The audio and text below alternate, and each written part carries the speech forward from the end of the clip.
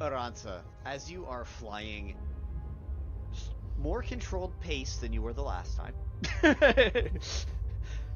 So no one had to make dexterity saving throws off your back or nothing. Go ahead and roll a perception check for me as you're coming down into this ballroom area. Alright. To look for Sauce and Volcan. And 30. 30. Nice. You also see that there are a bunch of dead people. You see that there is one infected dead person. No. You see that there is a slew of infected on the opposite side of a ravine that was not there before. When you left, there was no chasm. Now there is, and there is a slew of infected on the opposite side. Is the beacon still up? The beacon is still up. You do not see... I'm aiming that way. I'm aiming that way because I don't want to aim towards the infected zombies. Correct. On that 30... I just like glowing blue. On the 30, you see that chasing the people that you sent this way, there's another horde coming this way. Oh, joy. They have it's a bunch of the small ones, but you also see several that are large size. Okay. All coming in this direction. Can I like hover above the people that are running, facing the other way, and try to frightful presence all the stuff that's chasing them? You can absolutely do that. What's their saving throw on it? It's a DC 19 wisdom. 19? Mm-hmm. On a wisdom? Mm-hmm. There is no way one of the groups can pass. One of the things I was going to roll, they can't pass at all. Okay. They have a -2. They cannot pass. Cool. They're frightened for 1 minute, and it can repeat the saving throw at the end of each of its turns. But all of them cannot pass. Cool. The entire horde just stops, looks up at you, as the people below you look up, see you again, because they saw you before, and just kind of like a thank you wave as they're continuing on and running towards the ballroom. And then I will around to the big beacon of light, because light. As you come in, you see the sight that I described earlier, but you also see 2 other humanoids who are up and moving around who do not appear infected.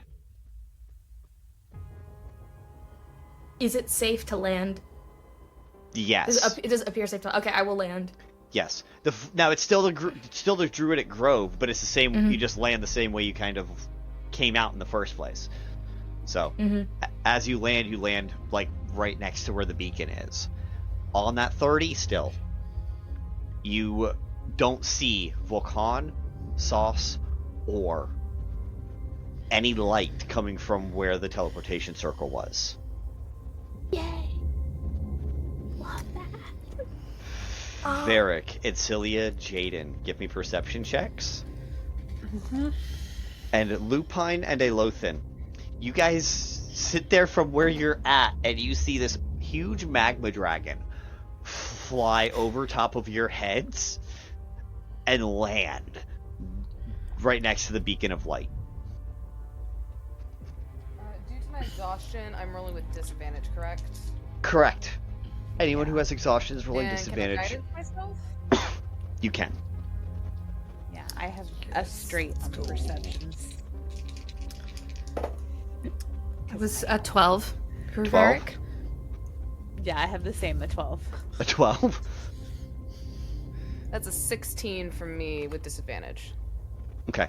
So you guys saw the horde because Aransa flew right over top of it. You saw the large horde over on the far side with the fisher.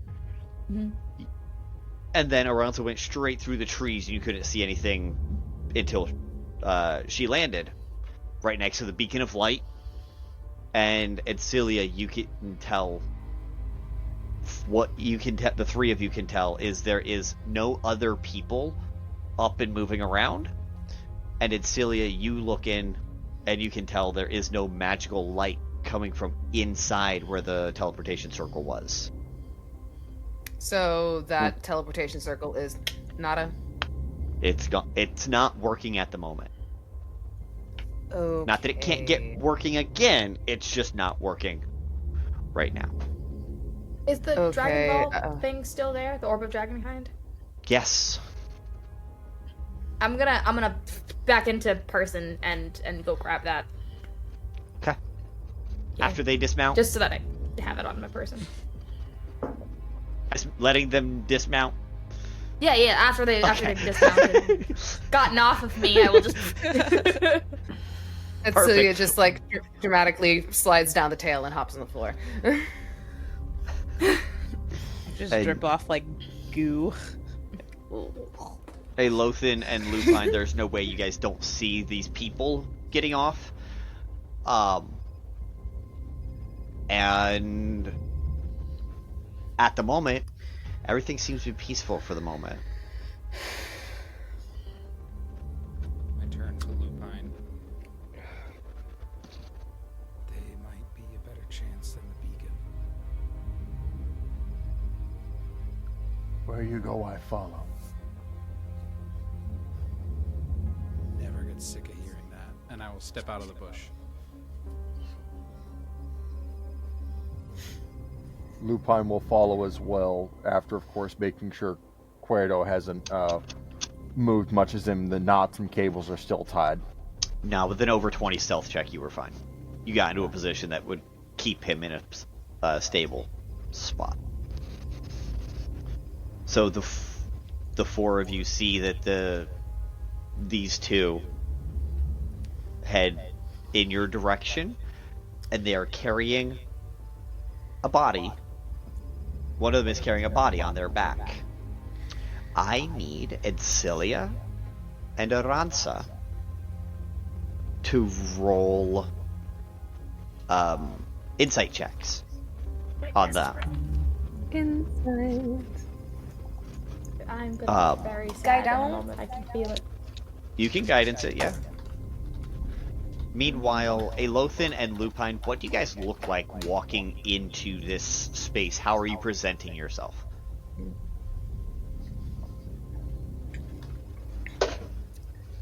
I think my not my natural form, but the one that I take on as my true identity.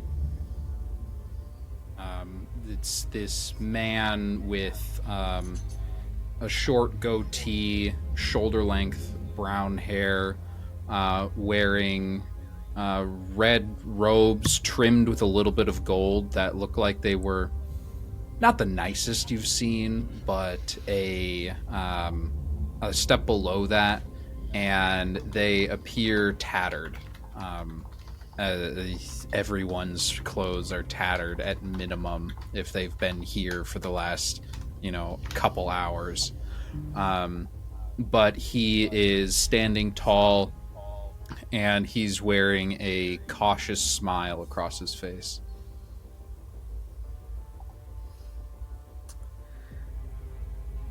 Viola. You've got your ships moving around. There's a solid 3 dozen or more flying around doing their thing in the middle of the drill. I need you to roll a perception check for me.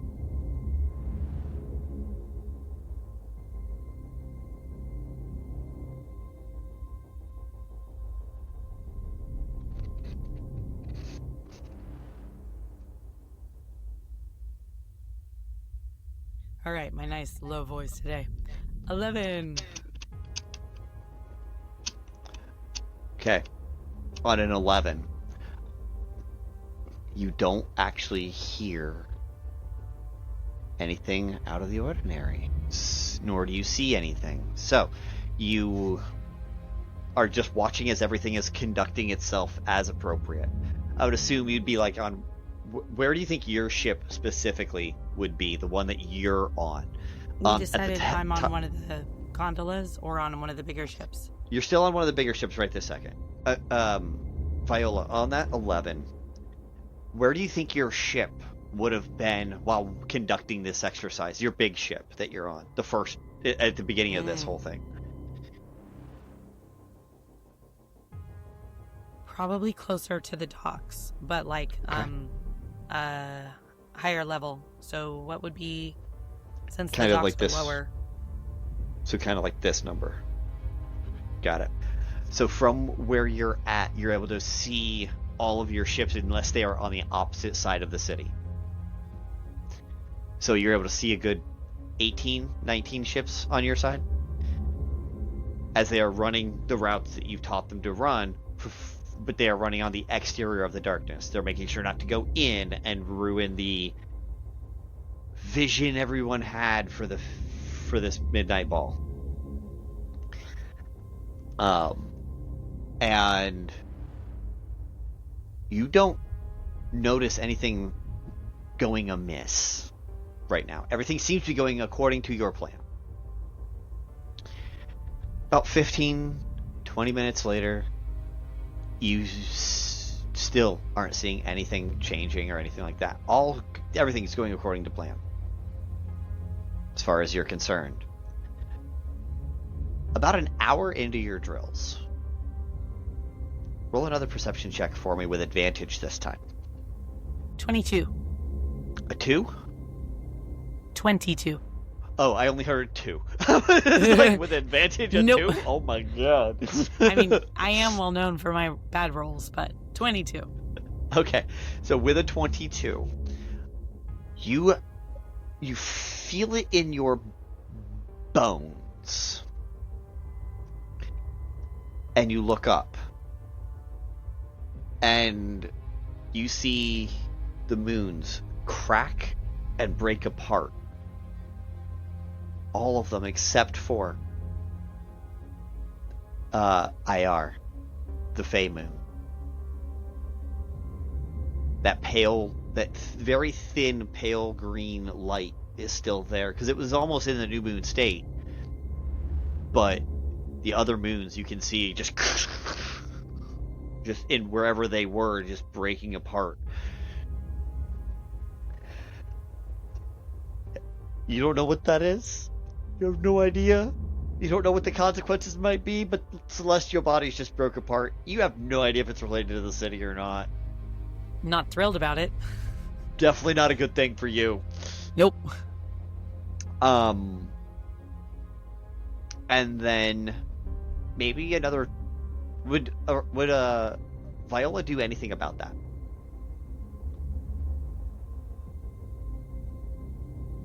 Maybe if she has any connections to someone who studies the moons, she'd reach out. I don't know if any of the other leaders... At 3 o'clock in the morning? Well, I mean, some of the leaders are staying up for the event. Correct. So if any of them are known for following the moons as closely as she does, she'd bring it up. Not that you can think of offhand, except maybe maybe Lilith? But Lilith was still at the ball when you left. Yeah, I think she would just send a one of the phone messengers to Lilith. Just say, like, hey, just so you know, Okay. this is what's going So, on when you above the pick cloud cover. When you pick up your phone, you have no service. Ah, great. In fact... Of course it's not working. In fact, your battery is now dead and you had a full charge. Very unusual. It's not even turning on. I'd ask my wonderful Threadkeen helper for his. See if it says the same thing. Nothing is working. Roll another perception check. The ships are still flying. You're rolling a perception check to check that. I'll give you advantage because Bulldog is helping. Great. 18. 18. You had 5 of them at the top of the city at this moment. Those 5 are fine. You see a couple down lower. In fact, one's even coming out from underneath, from the bottom of the other side of the city. So there, you have maybe 8 or 9. The rest are all just dropping, not like a stone, but like down and crashing into the water below. I think all the ships that already have the scrolls would have known to activate them as quickly as possible if they were realizing they were losing altitude. Those are the 9 you got. Only 9? I got way more scrolls than that. Only 9? Big ships? Stop fucking with me, Eric. 2 scrolls. I had significantly more than 18 scrolls. Thank you. All right, fine. Maybe the others didn't get the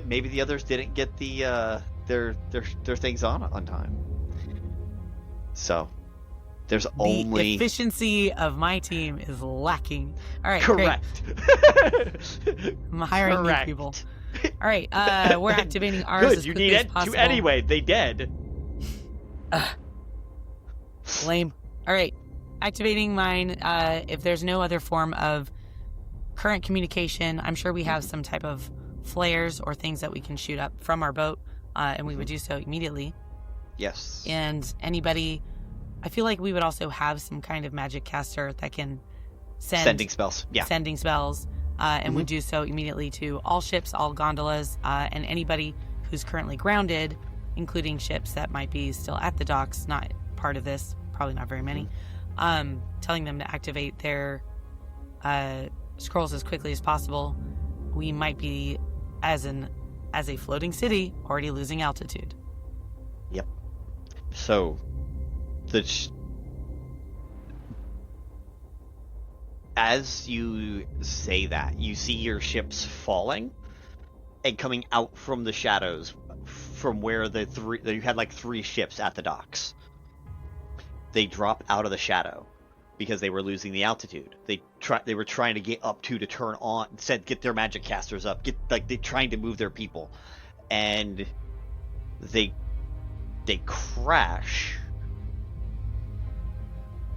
and then seemingly just begin to unsink themselves and go right back up to the docks. I'll take it. Roll an Arcana check. Okay.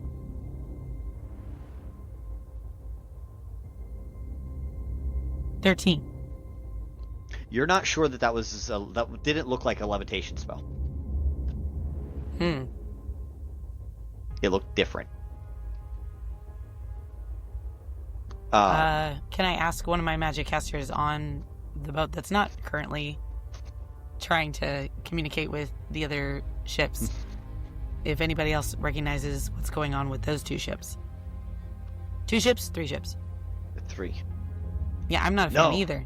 No, I'm not. I'm not sure what's going on. I'll go check the engine room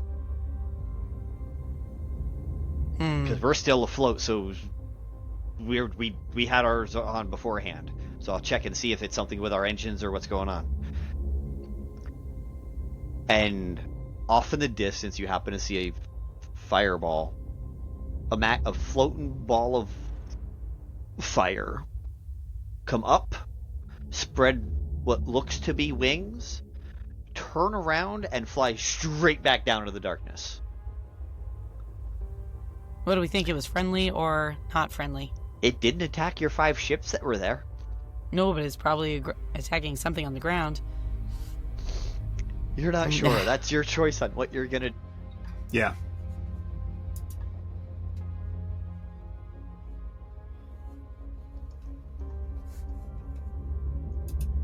Cass is gonna see this and just go, what the hell? I thought Conrad and Solarian took care of that.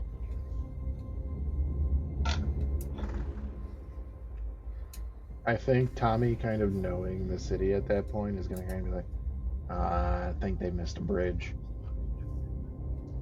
Fuck. One of them has wings. How did... The other one kind of had wings. They were all made of blood, though. I was picturing them more like big, like octopus tentacles, like not wings, and climbing around. They were kind of anything that he needed it to be. Which was... He had them anyway. too. Regardless, unacceptable. Okay. First up, Aina. Okay. There's, call it 500 people here. Panicking because there's no ships at the docks where they were supposed to be ships.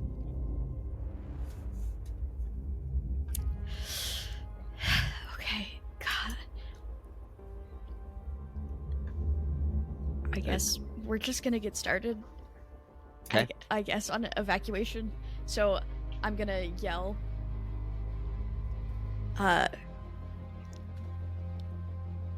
Do I have thaumaturgy or something that can make my... Nope. Nothing to make my voice louder. That's okay. I'm just gonna yell as loud as I can. Soft-spoken Aina yelling. I love this. Yes! Like, she's standing up straight. She is regal in this moment as she's like, this... I'm not running away.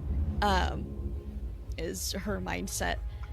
So she's going to kind of stand up and straighten her shoulders and go, anyone who's able to fight, fend off the husks. Women and children first. And I'm gonna hit the I have the stone from Raph, and I'm gonna open up that gate to Raph's haven, so we can start that process. Okie dokie. And you open that gate up. On the opposite side, you see an old, forgotten forest glade. And nobody cares, and they just run right in for it. Real quick, I'm going to do a percentile roll to see how calm and collected everyone is. So the higher the better. 98. They are calm, cool, collected. Aina, your not just your crown, but your entire presence and your aura just made everyone here realize you have a plan. Follow the plan and no one gets hurt. Or at least they won't get hurt. And they begin to form a line, and they begin getting through.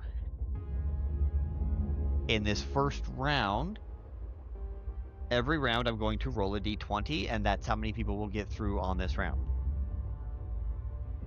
Until we get to 500. Hot damn.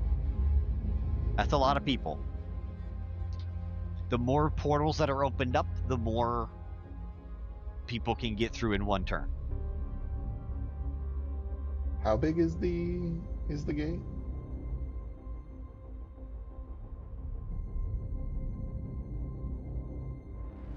Abby?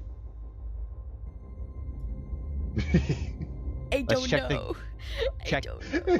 Abby, go ahead and check the gate spell, because if it's more than 15 feet across, I will let 2 rounds of people go through in one. 2 lines of people go through at once. Let's see, what is it? 5 to 20 feet in diameter. 5 to 20 in diameter? Yeah. So I will allow. It'll be 2 d20s per turn instead. Okay, so. And I'll be rolling those? I will. Okay. I'm gonna roll them on your as like a layer action. So on the 20. Excellent. And then I know for this version of gate, it's just as long as I keep it open, instead of the minute duration. Correct. But it is a one-time use, so once it closes, it closes. Correct. I will allow it now. If you fail a concentration check, it will fail automatically. Because it's a concentration spell, right? It is. So if you lose concentration, you will lose the access to this gate. Fair? Yep. Okay. After Aina, it is the people. First 2 rounds of people go through. That is a 14 and a 19. 33 people make it through on the first go. Way to go, y'all.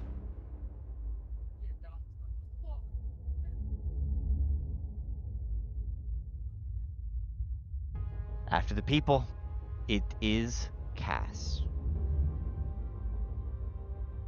Cass is going to toss Jed 1 potion of Storm Giant Strength. And just go, drink this, please. Thank you. Good. Alright, and he immediately will use his held action, because he technically would have gone before Aina, but had no idea what to do. Jed got a nat 20 and has a +7 on initiative. Fuck. he smashes down this storm giant. It was storm giant, right? It was Storm Giant. That's a 29. All right, bet. He's rocking a plus. Oh my god, Jed's a monster. I love it. And Cass is just kind of going to stance up in front of the wind wall and start playing defense for any that get through. So he's gonna he's gonna take it, chug that as his action, and next up is going to be Lemon.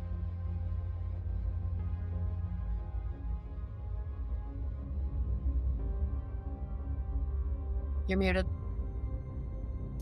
Okay, so just what's the goal here? Just to make sure people... Right now it's evacuation. They're trying to make sure as many people get through a gate or a portal or a something as possible. And you holding do not off. see any ships. And holding off the husks. Mm-hmm. This is just the first round before any of the husks even get anywhere nearby. If you would also like a potion, I have 1 more potion of Storm Giant. I'm good. I'm not strength based. Yeah, none of us are. It was a weird potion for me to get. I guess I'm gonna keep concentration on Windwall, and then pull 1 card from the deck of many things. Oh, good. Okie dokie. Lupine has his form from earlier before he was turned into a founder mirror image, basically. An image of very kind of nondescript, black cloak. Definitely got some tears and burns to it from the aftermath of Valeth's surprise for everyone. And more than anything, I would say almost has more of a bodyguard-esque nature, where he's definitely got his hand near his sword, but he's looking fully at Aelothin and following Aelothin's manner and cues in a way.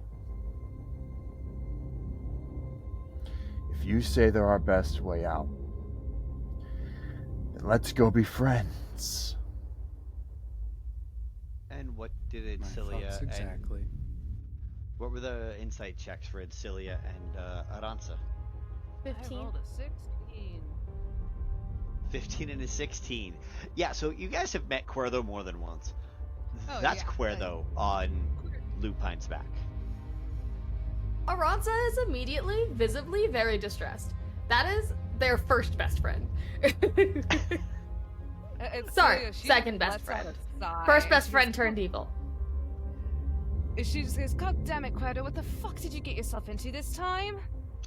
Oh, he's out, isn't he? Is he okay? Unfortunately. I think he will be. He's just knocked out. Can I help at all? Yeah, are you in need of healing? I mean, I wouldn't say no to some assistance. Because I do have healing spells, and I will pump them into Cuerno, but I don't know how helpful that's gonna be right now, given that he's not here right now.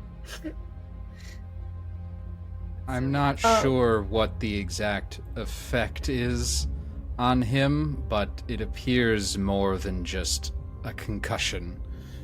Okay, okay. Well, it can't be good to have him be here. We should probably leave then. That might be smart. It would be smart for most people to leave right now, but we don't have a way out. Oh, I can help with that.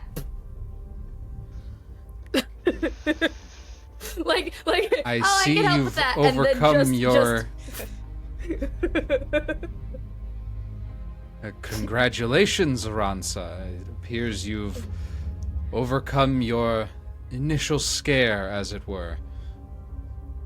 Oh, there was a lot. It was an eventful day.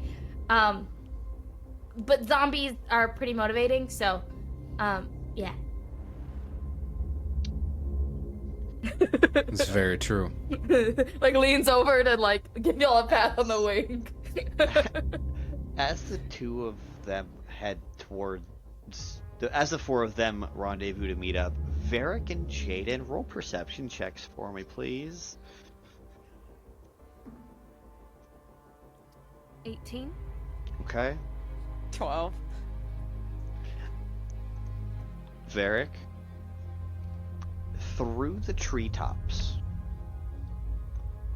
because Aransa did not make a small hole.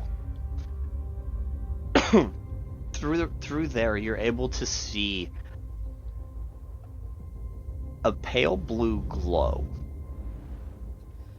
but it doesn't look humanoid in any capacity. As you just hear flesh squelching and energy charge up as the tops of the treetops get blown straight off, allowing you guys, all of you, to see and hear at this point a very large, basically the size of Aransa, as dragon, monstrosity that looks like it contains the larger ones and the smaller ones combined into a single entity. And you're at that point, you guys can all see that there are larger ones and smaller ones climbing up and over this rubble down on into you guys. This distresses me, Eric.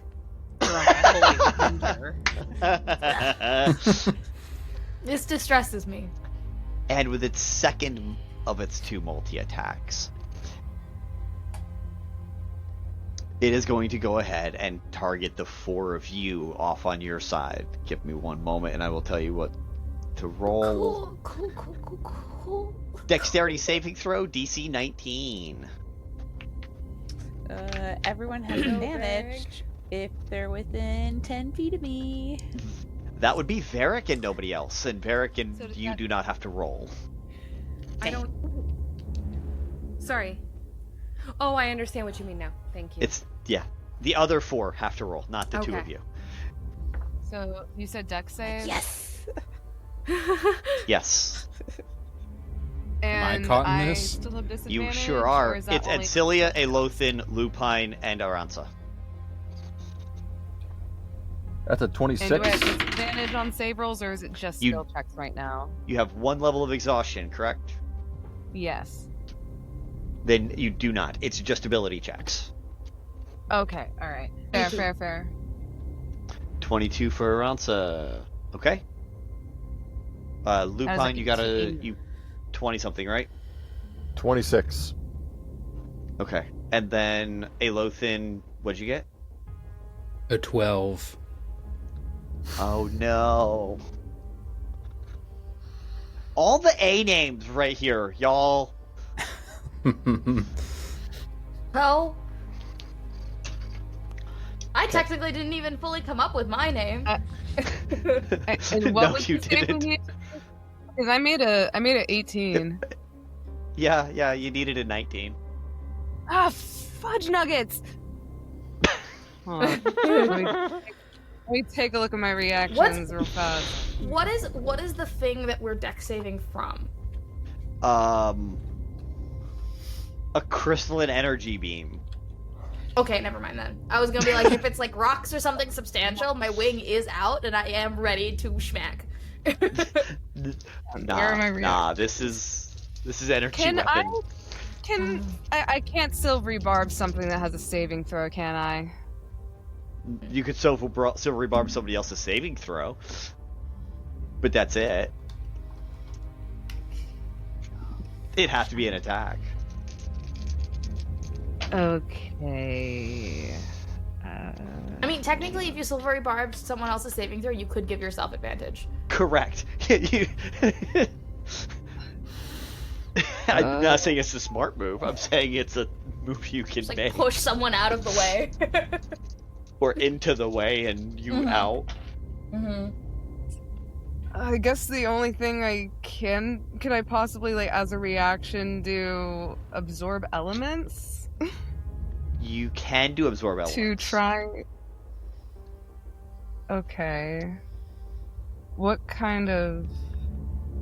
damage is that? It's a mixture of force and thunder that is coming at you.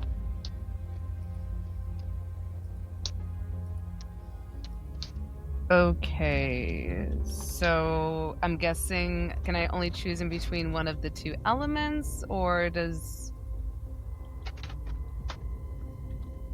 It's been a while since I've done absorb you can pick element. any other element. Works with... I think it only works with thunder. I don't think absorb elements affects force damage. Because it's not an elemental force. Yeah, so it'll be... Anyone with so force I can only absorb elements. Mm-hmm.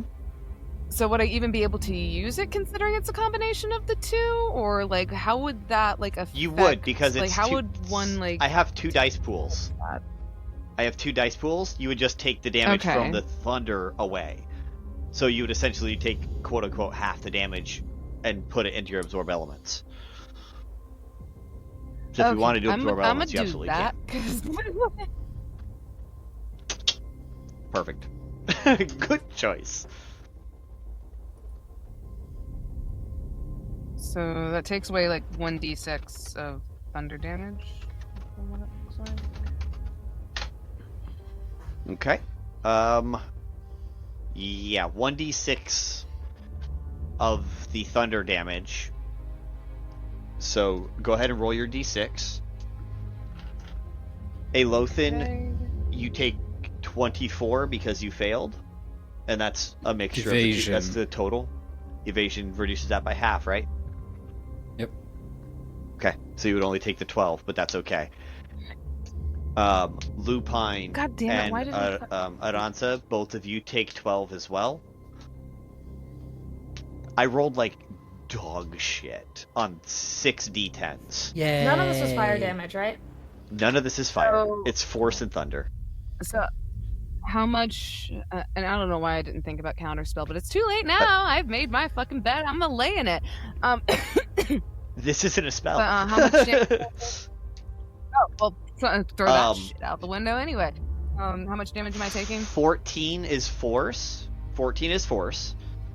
So that you're going to take regardless. And then I rolled a 4. How much? 6. You rolled a 4. So you're going to take 6 points of thunder. So you're only taking 20 points of damage.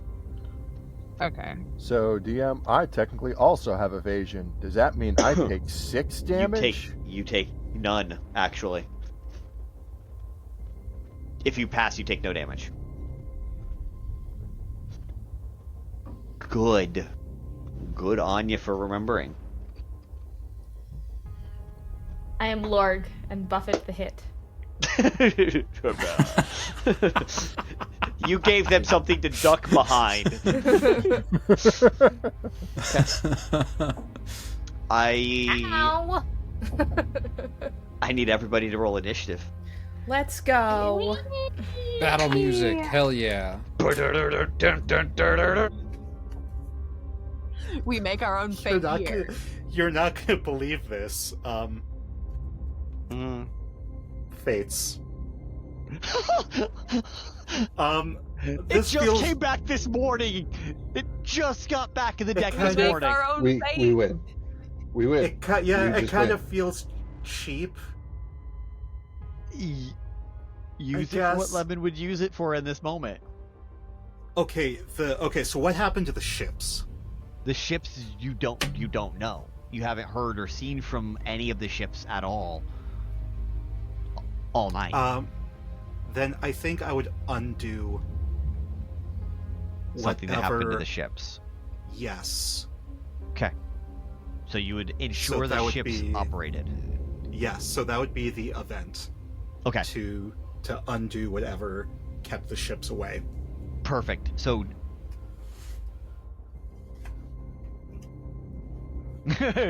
almost like reversing time itself. You see a ship come up through the bottom from below the darkness. And the city re-grab onto this ship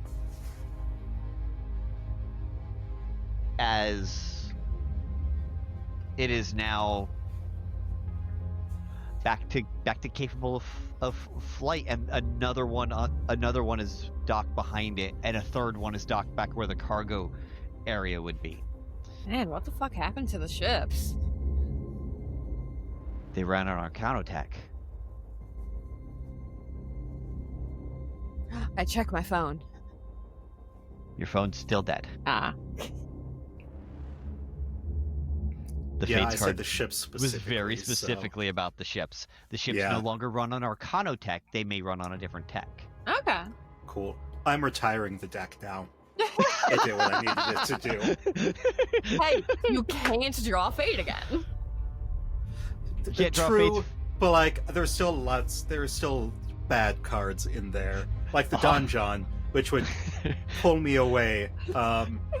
So I'm just, I just don't want to tempt fate again. So Hey, you pulled two. You were like Link told you. You realize back to what Link said. You are the luckiest motherfucker with the deck he's ever seen. I really like that we themed our group around luck. I think it has served us very well. Yeah, I feel like my luck's probably run out. I don't want to tempt anything. Okay. Speak for your damn self. I would like you to speak the for your deck. damn self on us like theming around luck and it paying off. I've been Hey, infected you're by this not bullshit currently twice. infected. Yeah. And what Anyway, did it ships are take? here, so The ships people are can here. get on there. So that's one less thing we have to worry about. Correct, and the people begin Timing-wise, to anyway. file straight on as these ships resurface.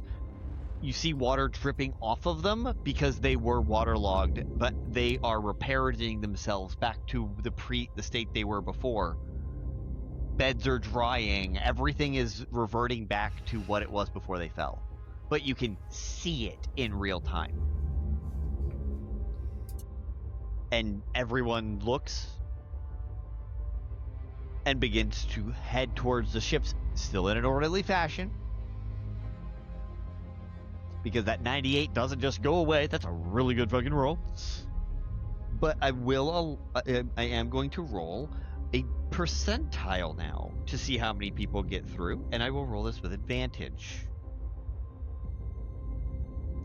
It's a 29 on the first roll, and advantage gives you a 52. So 52 more people begin to board these ships as lines begin to form and all of this starts to occur. So we are already nearly a fifth of the way through. Yeah, you're already up to 85 people out of 500. But it's going to be a lot faster going. You guys are doing fantastic right now.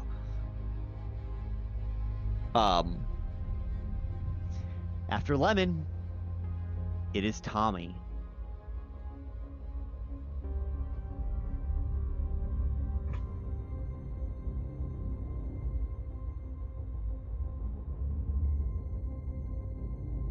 Tommy has been told that, well, actually, Queen Aina Nyandor has put forth a decree that if you can't help people get through the portal, you're going to be an able-bodied person that's going to try and make sure that husks and stuff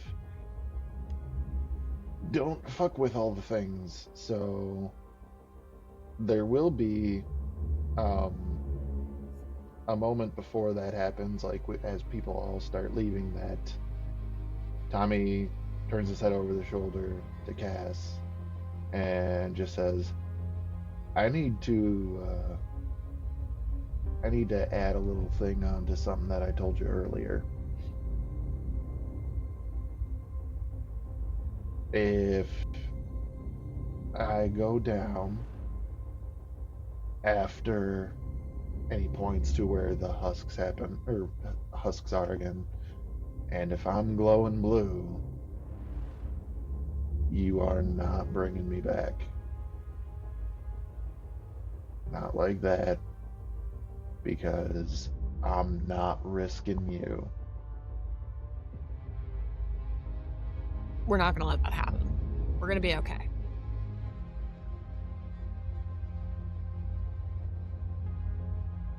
Guess I'm gonna go a step further with that.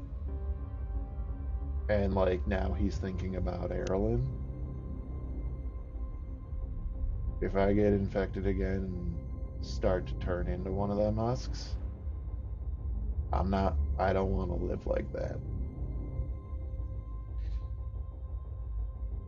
We're gonna be okay. We're gonna be okay. And it's not that Cass is ignoring. She heard and she registered. We're gonna be okay. We're out of sight, out of mind. We're gonna be okay. And she'll grab your hand and squeeze it a little bit. We're gonna be okay. Tommy's gonna squeeze it back. Alright. Well, no time like the present, right? And will Cass stay with Tommy on Ferdinand? I don't think Cass would be very good in a fight on Ferdinand. What if I gave you my super awesome electrified crossbow? Cass has her cool rapier. Okay. I mean, I'm down to let you off wherever you want to be. But I do have a plan that might help slow down these husks. For show. Yeah, no, Cass would prefer the mobility of her feet. The independent mobility. Okay.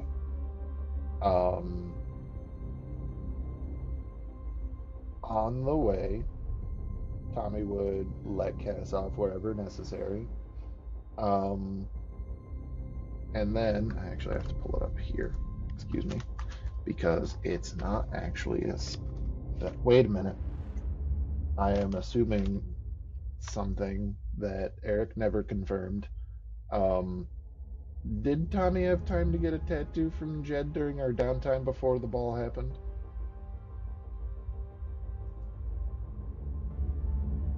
And no is a reasonable answer. You had time before supply run, yes. Okay. After you met up with Aina in the market district, you had time to go get it before supply run later that night. So you had time there, unless you think Tommy would have been at the market doing fair games and things. Right. Gotcha. I will take that because I definitely want to make sure that I get this spell. But I forgot what it's called. Oh, there it is. Beautiful. I found it. And it's a bonus action. That's great.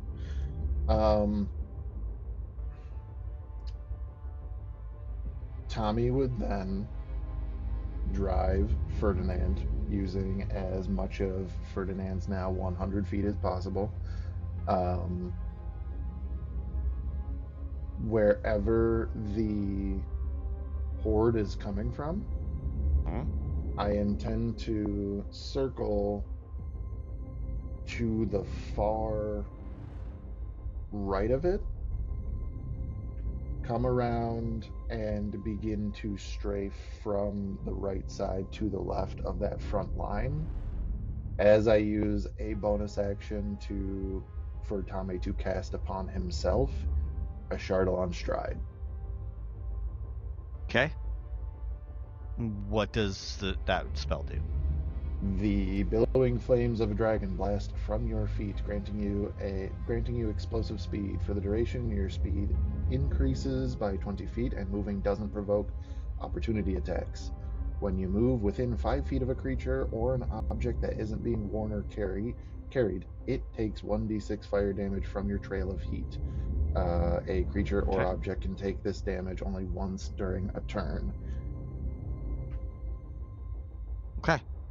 So as you whip your bike through, and the flames just come out the exhaust pipe.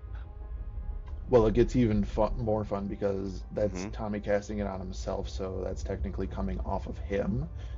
But because Ferdinand counts as my steed, if I cast a spell with a range of self on myself, it also affects Ferdinand.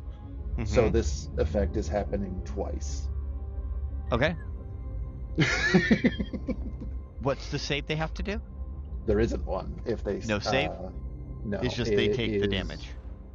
When I move within 5 feet of a creature or an object that is being worn or carried, it takes 1d6 fire damage from my trail of heat. Perfect. So that would be go right ahead and roll 2d6 for every single.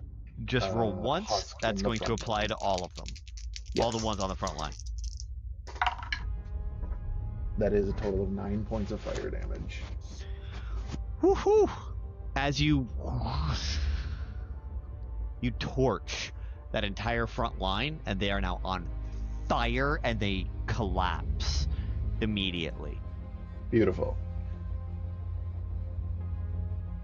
So, knowing now that using Ferdinand's action economy to move as much as it could, and all of the buffs on it, meaning that it would have had 200 feet to move.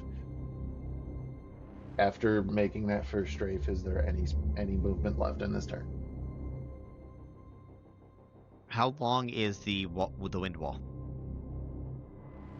That is a lemon question. Lemon. How long is wind wall? Is it 60 feet? I think it might be longer. Hold on. Wind wall. It is 50 feet long, 15 feet high, and 1 foot thick. Perfect. So, I mean, theoretically, they could just go around it. Okay. Yeah, they theoretically could, because there is a little bit of room on either side, but it at least forces them to use their movement to get out and around it, right? So it's still strategically useful. But, so Tommy, you go up to 50 feet and torch all 10 of those that are on the front line. Oh, it also only lasts 1 minute, so it's probably down by now. No, this is all one round. That's why we're in turn order. My spell also lasts a minute. To track times. So, Tommy, you torch the first 10, and you've still got 3 more passes you could do to the next 3 lines if you wanted to try and kill them. The next 3 lines in. Yep. Okay. Yes. Go ahead and roll your damage one more time. Can I just keep that 9 for everybody else? No. This is a different batch of husks. Okay. It's a different. Each time you roll, it's going to do the entire line, though. Okay, that's 6. 6.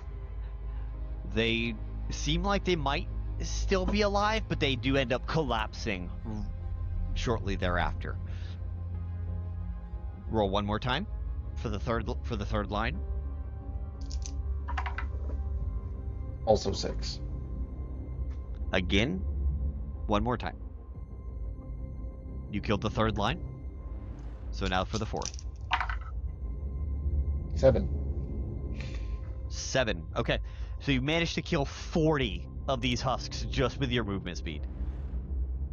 Just they have 6 hit points. That's why I had to have you roll, because you had a good chance of rolling below and stopping your ability to keep doing what you were doing.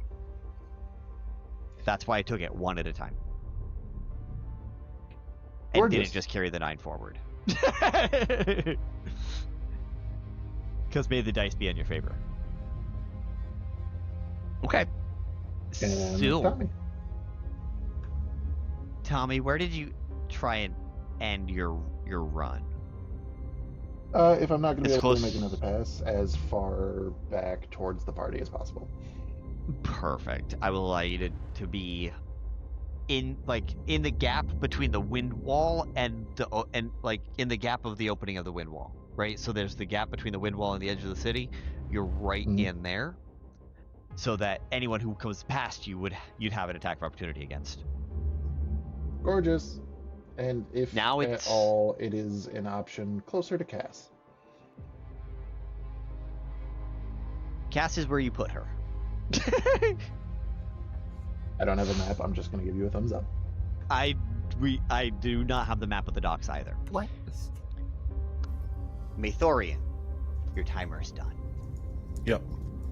Instantaneously, the device that you need manifests for you, and all the connections and everything right there.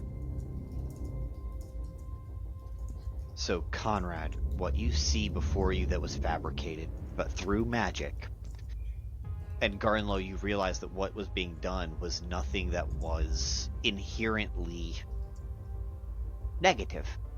You've seen what this device does on both ends. But, Conrad, you see this large 10-foot round receiver.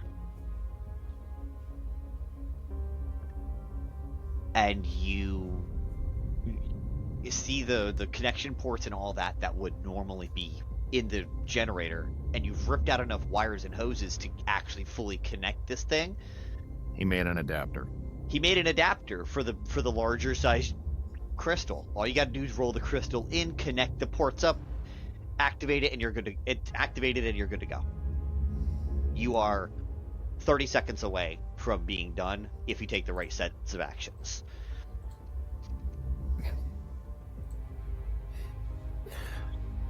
First off, in response to Garnlow, I'd like to do an insight, because everything is a matter of perception, so he may actually believe saving, but I don't know who he's allied with. And as it stands, I currently have sided with Morwen and our ragtag bunch of misfits. Mm-hmm.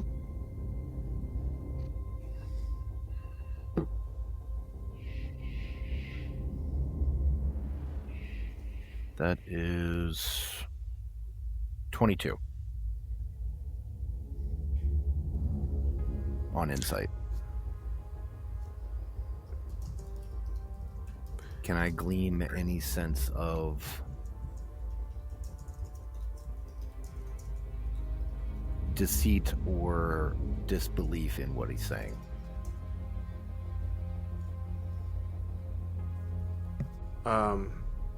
Garnlow is 100% believing everything he's saying. Everything he has said since he's popped through the portal has been true to how he's felt since you guys met the first time.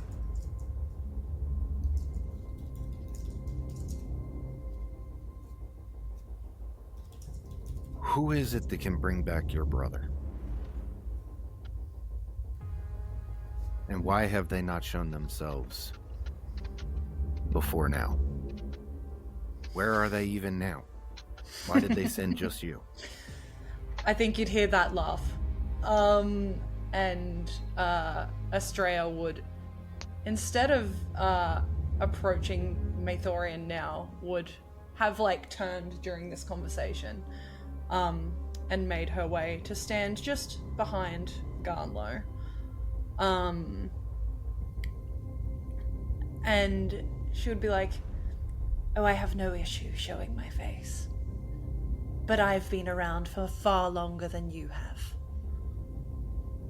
And at that, we're going to interrupt this conversation as Solarian has more than reached that very large monstrosity. Go ahead and roll that attack check. I would love to. Thank you so much. That is a 28 to hit. Hits.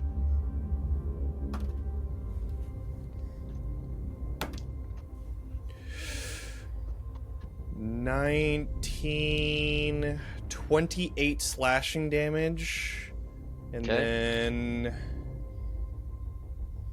I have to do an additional 2d8 because of my.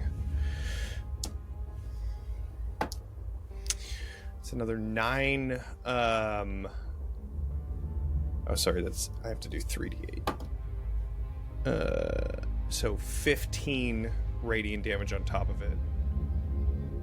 So that's just going to be a simple 43. Okay. Yeah, and then I'm going to hit again. Okay. That is 31 to hit. Yeah, no, that hits. Yeah, okay. Cool. Just wanted to make sure, yeah. 15, 19, another 28 slashing. Okay. And then 7 radiant damage on that one. Nice. So you just did a wallop of 78 points of damage on this big beautiful boy. Yeah. And then as a bonus action, I'm going to do Harness Divine Power to get back a 2nd level spell slot. Fabulous. That'll be it. Morwen, you are close enough to be within range to blast off a spell of any kind you so choose. I wanted to, because I'm sort of walking to him as I see him just sort of gleefully slash at this thing. Yep. I wanted to see if I could make a perception check. Since I'm, sort of like in between Solarian and the voice with the crystal, if I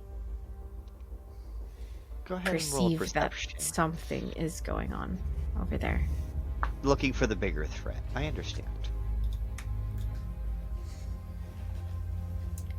My boy. That is a 21. So, I'm not sure how far towards Solarian you got before realizing that there are 2 independent pale blue glowing entities back at your project. And they do not seem to be husks or brutes. Or even the giant monstrosity that Solarian is attacking. There is something far, far different. I think she would noticing that and looking back, she would immediately call out to Maethorian in his mind as Conrad and, they were having these conversations. Sort of keeping an eye on Solarian slashing and reach out. What is happening? Who are they? More friends of Conrad? We've had enough of them. One of them seems to know Conrad. I haven't assessed the other yet. Give me just a second. And I'm going to use, I have the quick study feat. And I'm going to use that on Astraea. What does that do for you? I can roll an intelligence check to glean whatever information you'll give me about her. Go ahead and roll that intelligence check, and Emily can give you what you would learn based on that intelligence check. I love an intelligence check. I know. Man, that's a low one. 23. Okay. Chump change. Don't you just hate it when you have a low roll of fucking 23? Fucking low-ass intelligence check. I don't want to hear that from any single one of y'all, okay? I am the weakest fucker out of all of us. Damn, 23, man. I'm just a girl. You got this, Conrad. I think with a 23, just by looking at her, you assessing the pale blue glow, you would understand that she takes power from these crystals. You would immediately sense an immense amount of power.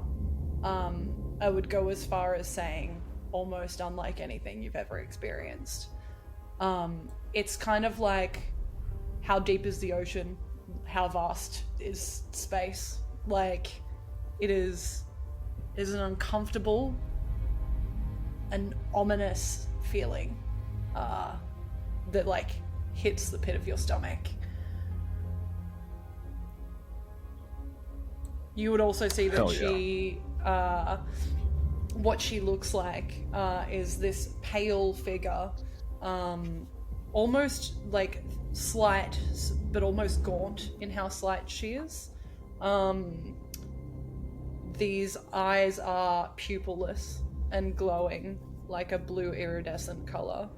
Her hair, white, also has a iridescent blue glow to it. And it's almost kind of like, as she stands there, you see like flickers of power like dancing amongst her fingers. And he will respond to Morwen in his head. If she chooses to fight, we will not win.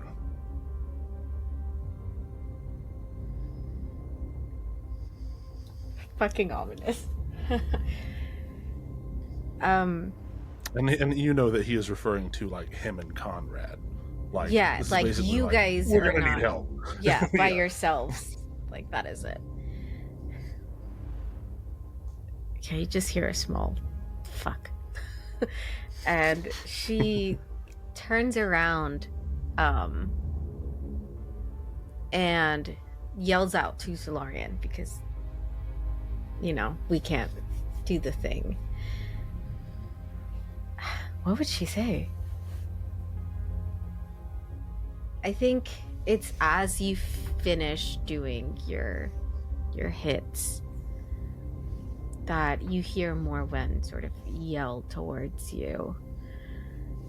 There's something wrong. I am going back. They might need help. And she will then take off. Probably flying. So if you turn to look at her as she calls out to you, you see her turn around and fly in their direction.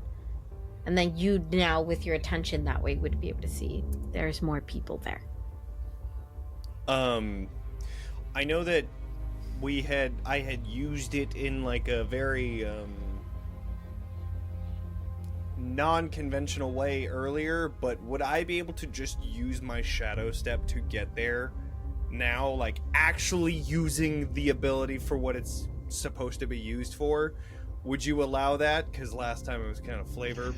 Cool Yes, to say just no. romantically flying through the sky in darkness. Great. Yes. Okay, cool. I will allow that in this case. I will absolutely then just shadow step and just appear next to them. Okay. So, it's the Husk's turn. You begin to see in the distance a handful of these larger ones, like the ones that body slammed Aelothin, and the one that just bodied you, Tommy. They begin to come closer and closer, as do the line of husks that is surrounding them. Tommy, give me a perception check, real quick. You got the closest and got the ability to see the furthest. That is a 7. This dice is being put inside. 7? Jesus, Matt. Okay. Listen, I just put it in chat. I came up with an entire plan that did not involve a single d20 being rolled because I know my luck. It's fair. Totally fair. It's just... Okay. You don't see the thing you don't see. Got it. How important is Tommy within 60 feet of me? Can be. Okay, I'll use one of my chronal shifts. Try again. Do better. Okay, 2 dice. Let's see. I only have 2 of these. You better be. You don't waste it. It's better. Is it an 8? I also It's a 10. realized something. Getting a new dice. Okay. What'd you realize, Cass? If things get really, really bad, I do have 2 bags of holding. Oh my god. Oh my god. It's not that bad. I forgot I had the bag of holding from the beginning with all of Jed's garbage in it. You do. So, you know, You things do. get really bad, We I can make us a very, very emergency portal. Yeah. And where from there would we go? That's a problem for later. Okay. Yeah. Uh-huh. Aina, call the Okay. time dragon. We need a lift.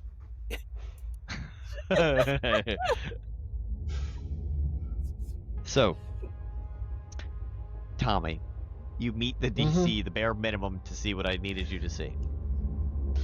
So, Tommy, in the distance, you happen to see that these things begin stacking on top of each other. The big ones are stacking on top of each other, pulling up little husks to like fill the gaps and create this much larger entity. Tommy's just going to point in that direction and just be like, guys, they're Voltroning.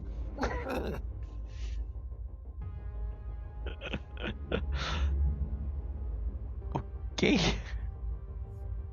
Voltron is now canon in Torso Mill, and I'm going to add the canon that everybody knows what it is except for Aina because you weren't from this time. It's fair. Jen and I was like, oh, shit. That's a big motherfucker. It's alright, we can take him, Tommy. And he just pops his hands and locks and loads with the bat backwards. We got this. And these larger husks come at and they are now about to attack the wind wall. What did they have to pass? The DC 17, which save though? Strength. Okie dokie. There are 3 of them headed up against the wall.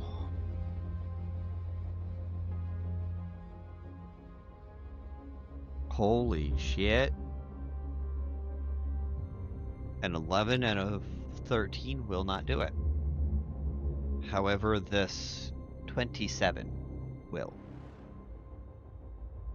This oversized Goliath. It's a large-sized creature, but this oversized Arcano-Husk infected Goliath monstrosity barrels straight through the wind wall as 2 others bounce off for a second, take a 5-foot step back, and recollect themselves. But this one makes it all the way through.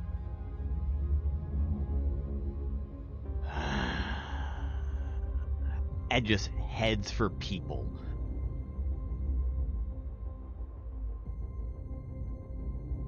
Does not get to attack on this turn. Had to use its full movement and action to get all the way through. It does not do any kind of an attack at this moment. Back to the top of the turn. Jedediah. Jedediah sees that big one and is like, Tommy, you keep a lookout for. I'm gonna go get the big boy. Did Cass get a turn? Yeah, I tossed him the strength potion. Oh, that's a good point. Gotcha. And Jed uses emergency action to his readied action to fucking. So he just runs straight at this guy, 55-foot move speed. Jedediah has a plus 13 to attack because of this strength of Storm Giant.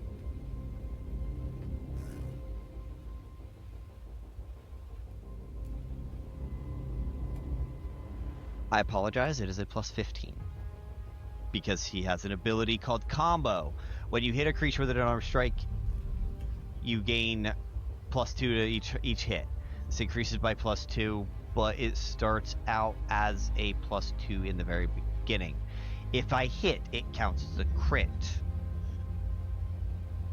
And then he's got a bunch of other monkey shit. So, we're going to go ahead and start with some punches. He is a level 12 monk, so he's got 2 hits. Because extra attack.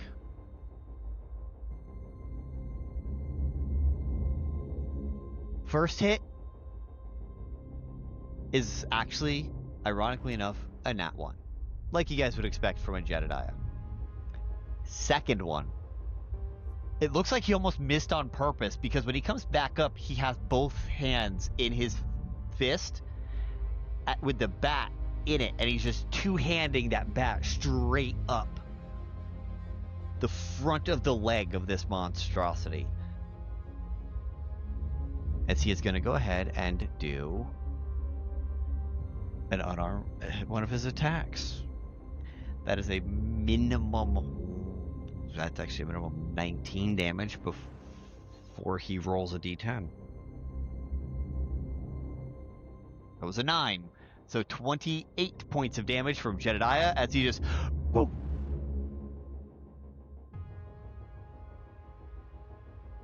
And now he's got an additional plus 2, giving him a plus 15 on his next attack. He is going to go ahead and, as his bonus action, he is going to Flurry of Blows.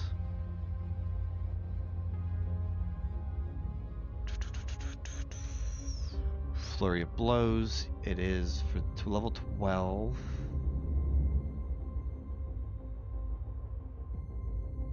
Two unarmed. He gets 3 attacks. First one is a plus 15. That is a dirty 20. That hits. Next one's a plus 17. That is a 34. That hits. Both of those count as a crit. Third attack. Still a plus 17 because he cannot get higher than a plus 6. That is a 28. All 3 of those hit. Meaning minimum damage is 19, 19, 19. And I get to roll 3d10s.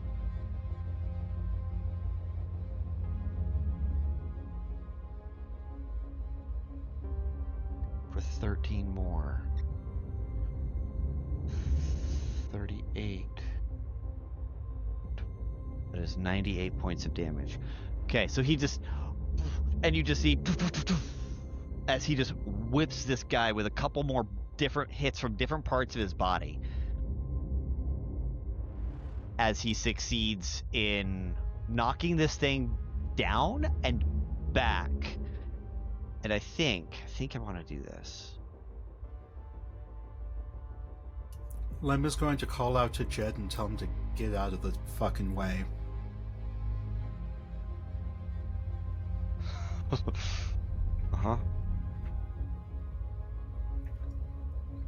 goes for anyone who like goes up to punch. I have a thing. And then he bounces back off, so he's got there's a 5-foot space in between him and the opponent. Because he didn't have to use all of his movement, so he just kind of, as he attacked his way up, bounced off of the brute's back and lands about 5 feet away. All right, Lem, go ahead and go. Whatever you're gonna do. That was just the kick starting off of being able to see the forest through the trees. The forest of what? The forest of fuck. Okay. All right. Within 60 feet of me, what is the enemy situation looking like? There are a couple you could kind of hit, but they're still crawling over the rubble, and they're going to take at least another entire turn before they can move any kind of quickly. Okay. Could I use my movement to get within 60 feet of any of the big guys as it stands right now? Absolutely. Okay, then... I will let you use your movement to get up on top, to be right at the base of that very large tree trunk. Okay. To kind of because that tree trunk is actually a tree trunk all the way up now. It had foliage, but now it is just a trunk. So there is an advantage to standing behind it. You get a little bit of cover. Okay. So how many of the big guys are then within 60 feet of me? Let me see.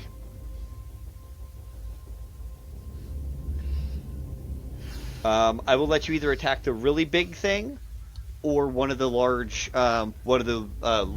size brutes.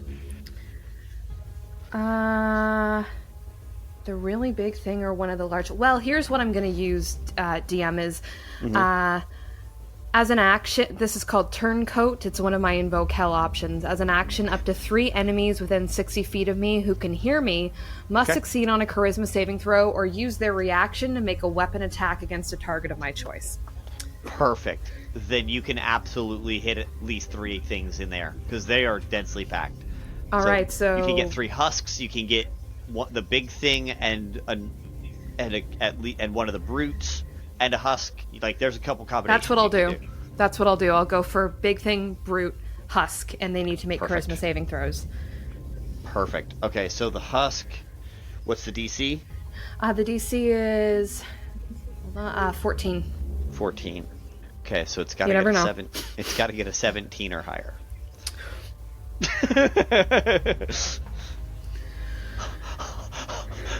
It rolled off of a 17 onto a 7.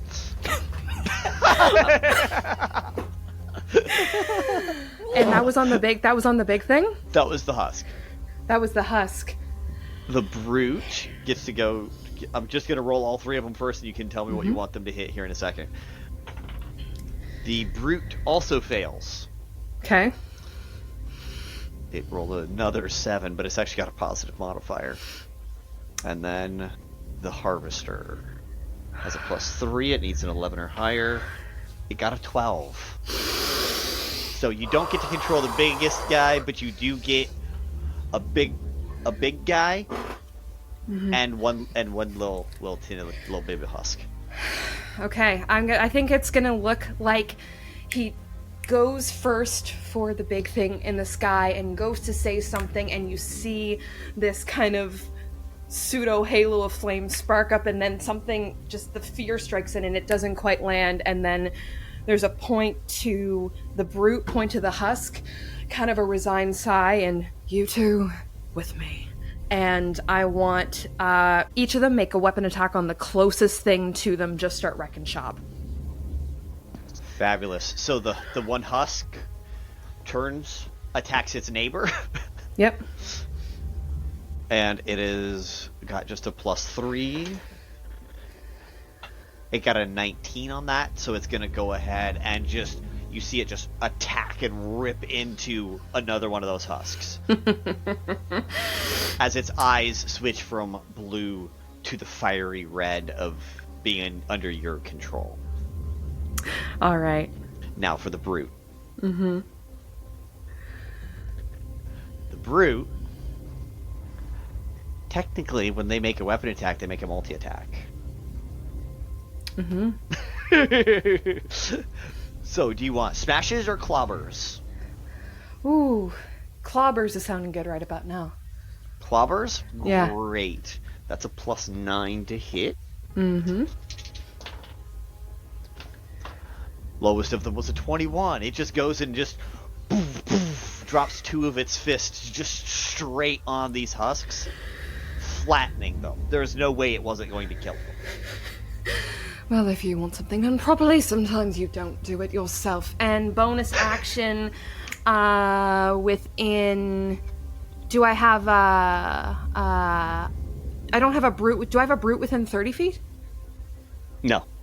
Okay, then a husk within 30 feet? A husk within 30 feet? No. Anything? No? Nothing. No? They're at like the 45 marker. That's then I don't have any bonus actions I can currently use, so that will be my turn. Okay. Adsila. Okay, so about like how far away am I? Because obviously I think I'm way too far away from like big monster daddy in the sky to try and do anything. Mm-hmm. How close Anything that's got are 90 like feet or so could easily hit it. Okay. Anything that's got 90 feet or so, you can easily hit the big daddy. The little guys, about 60 feet. About 60 feet? Okay. For the little ones, yeah. And there are hundreds of them. Ooh, yay. Super fun. Okay,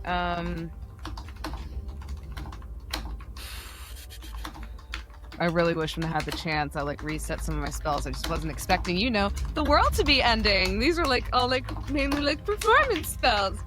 Oh god, that is so I have I don't even know if this is a smart idea. I'm trying to figure out my movement speed.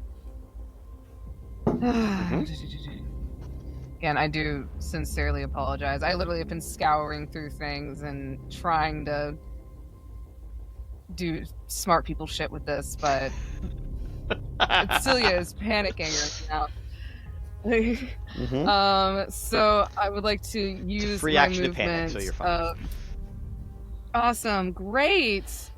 Adsila just trying to like avoid. She just takes like a deep breath and she goes, this may be my last performance, but I'm gonna make it a performance of the lifetime. What the heck? Fuck it, here we go!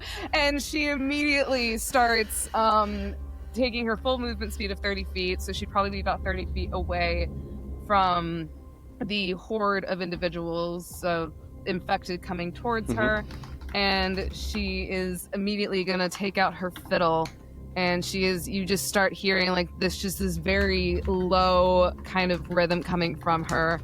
And then it starts speeding up faster and faster and faster. And as she's doing so, you see this magic imbue her like the veins in her body that usually kind of are glowing like bright orange start turning a deep, deep, deep like blue color as she is going to cast Rhyme's Binding Ice, which is a 30-foot cone. And they are going to have to make a Constitution saving throw of 18, and I'm going to be casting it on 4th level. And pretty much anyone within that 30-foot cone, the creature takes, if they fail the saving throw, they take 3d6 of cold damage and is hindered by ice formations for 1 minute or until it or another creature within it uses an action to break away the ice. A creature hindered by ice has the speed reduced to 0, and a successful save, the creature takes half as much damage and isn't hindered by the ice. So how much damage does it do? It does 3d8 of cold damage. Do you want me to just go ahead and roll, or go ahead and roll your damage, because they both the 2 d20s I rolled, I got double 2s.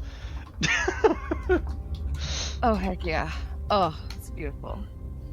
Alright. So that's going to be a 7 and a 5 for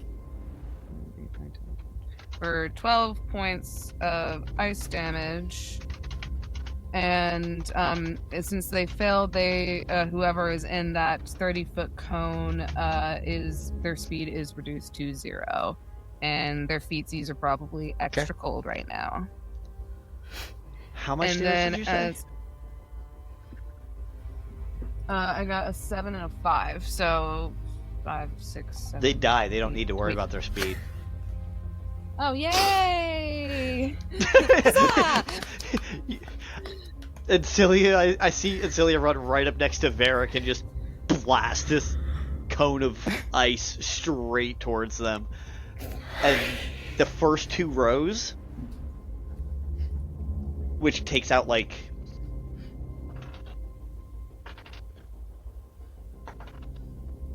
No, not... 6 of them? You take out 6 with that coat. They caught the very tail fringes. That last 10 feet is what got them, and you were able to kill 6 of them in that go. Fantastic! And once out that of hundreds. Once that like cone of cold is done, you kind of watch as immediately, like you just kind of hear like thump thump thump thump as the orange bursts through her veins once again, and her hair just kind of flares up once more. As a bonus action, I would like to. So I'm going to go ahead because Dragon's Breath. You are allowed to imbue it within yourself as a bonus action, but I need to use a magic action in order to actually release it. Correct. Okay. As far as I'm aware. Okay, because it says until so you can take a magic action to exhale the 15-foot cone. Okay, so. Yeah, I'm going to just kind of, again, place my hand on my chest, and you hear Adsila just mumble in Primordial, and she is going to cast Dragon's Breath on herself on 3rd level, I believe. Okay. And that will be the end of my turn, Sir DM. Okay.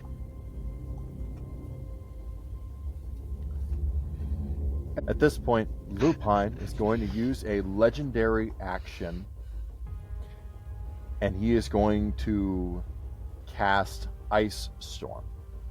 Okay. So Lupine is looking out at this giant crowd staring right in front of him within less than 200 feet of him. He's going to give a nice little snarl as he is going to grab his bow.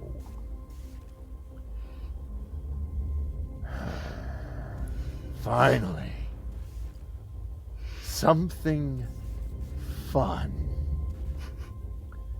And through a charge in his bow, he is going to cast Ice Storm centered on the Big Bad. And it's going to be a 20-foot cylinder. And it's going to be a dex save for 2d8 bludgeoning, 46 cold. Okay. And it makes the area difficult terrain until the end of my next turn. Beautiful. You said dex save? Yes. What's your DC? DC... sec. The DC is an 18. Okay. It has to get an 18 or higher. Big boy, not Dexy. It got a 6. It fails.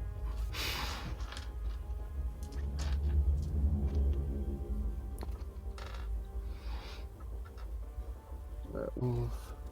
16. That's 18 cold damage and 13 bludgeoning. Okay.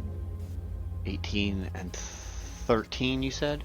Yes, and that's a 20-foot radius, 31. 40-foot high cylinder centered on the Big Bad, and everyone takes that in that wave. Yeah, so the husks immediately surrounding it immediately die. The machine just... And it doesn't, like, lock it in place, it just makes the terrain difficult and does the damage, right? Perfect. Aelothin, your turn proper. So, is the big guy is a machine? It's a composite of these husks and these brutes. Is it flying? Is it on the ground or in the air now? It's on the ground. It's just elevated because it is climbing over the rubble right this second. And it's about 150 feet away? About closer to 200 from you guys. Shit. I am going to... this is so stupid. Do it anyway. I'm just going to yell, I can kill it! Just cover me! And I'm going to start sprinting straight line towards the thing. Aina, your turn. Okay, keeping gate up. How far away is this thing? The brute from you? Yeah. 30 feet. 30 feet from the gate.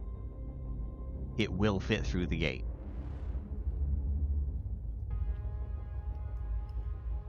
Okay, that's a lot closer than I thought it was. So I'm a little scared now. Just a wee bit scared. Okay. All right. I have so many concentration spells. This is so great.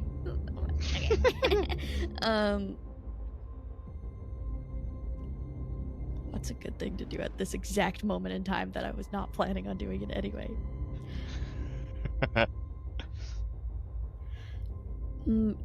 How tall is this thing? It is a large-sized creature, so it is like 9 or 10 feet tall.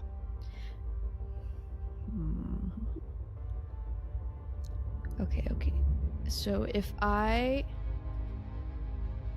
angled, well, I could do that.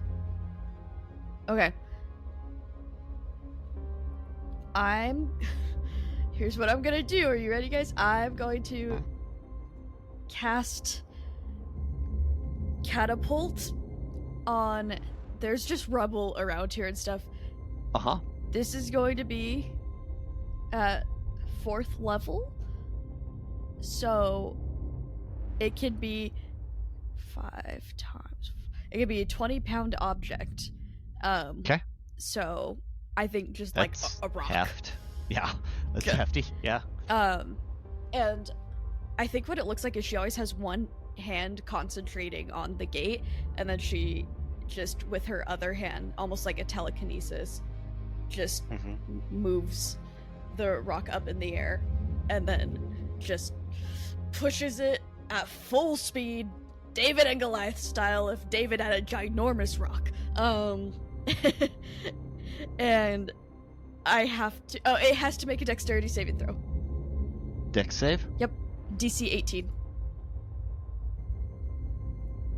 Does an 8 pass? Nope. It sure doesn't. Okay, so far so good. So that's... Oh my gosh, these damage rolls are so good. Okay. 22, 28... 34. What kind? I think it's 34 bludgeoning damage is what I think occurs with catapult. Yes. Hey, Aina. How do you want to do this? It's for her pure concentration. She is using, in this moment in time and whatever comes next, everything she has right now to get as many people through this as possible, and she intends to stay for as long as that takes. So it's like just the solemnness of a last stand, even though we're right at the beginning of this, and so it's just that's exactly what it is. It's just moving it with her hand and just launching it at full speed, and she never makes direct contact with it. It's like her telekinesis, and she's keeping the gate up for people, just going, go, go, go. Okay. Now I'm gonna roll for the next 2 people through the gate. That is only 21 more people through the gate. So that is 33 and 21. That is 54 people through the gate so far. And then when do the people on the ships end up going? They're actually going to go right now. Awesome. I'm actually going to track those 2 categories separately, because that way we know how many people went to Raph's place. Raph's house. He might want to know that. Yeah, weren't we at like 80 people out last turn?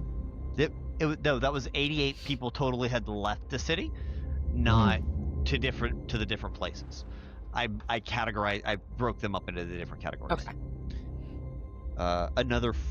Only another 14 got through this time onto the ships. Oh god. Oh no. So then, what are we at? 66 on the ships, 54. That's 120. We got this. Cass, your turn. The monstrosity that came through that broke through the wind wall, already gone. Okay, so we have the wind wall up front. Cass is going to position herself directly in front of Aina because she knows that she's the one keeping the portal open. So, like, in her brain, that's protect Aina. And ready in action for just, like, any enemy that comes within 5 feet is getting a little bit stabbed. Wait, Okay. actually, I'm going to use my one spell. I'm going to become invisible so that I get my sneak attack from a stab. Okay. So I'm invisible in front of Aina. Alright. So you're just getting prepped and ready in case anything gets too fucking close. Got you. Yeah. Next up is Lemon. Okay, what is the scene before me? So the scene before you is the one big guy got through. Jedediah and Aina took it out. Okay. It's already gone. In front of the wall, you see at least 2 of the large guys. Right up at your wall. Like they tried to come through and failed. You see a horde of husks that's about half diminished, so there's probably about 40 of them. And then back a little further in the distance, you see large ones and small husks as Tommy put it, Voltroning and turning into something bigger. As they are just building this thing out of themselves.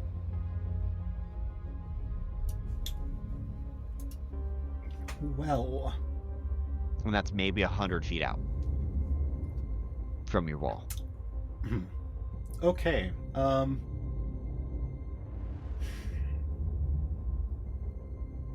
gonna drop the wall and go for the big conglomerate thingy that's forming. Okay.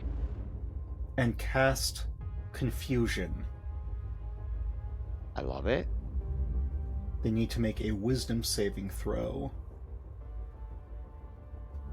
of 17. A 10 does not do it. Excellent. Okay, so they cannot take a bonus action or a reaction. Now, at the start of each of its turns, it needs to roll 1d10. And so I'm going to stay up in the air so I can avoid being hit, hopefully, to keep concentration. And then I'm going to use my bonus action to activate Symbiotic Entity. So you can use Wild Shape to awaken the spores that infuse within you to gain 32 temp HP and roll double damage dice on my Halo of Spores damage. And deal 1d. So, yeah. So I'm just gonna give myself that extra 32 sweet temp HP. Love some good temp HP. All right. And then that is my turn.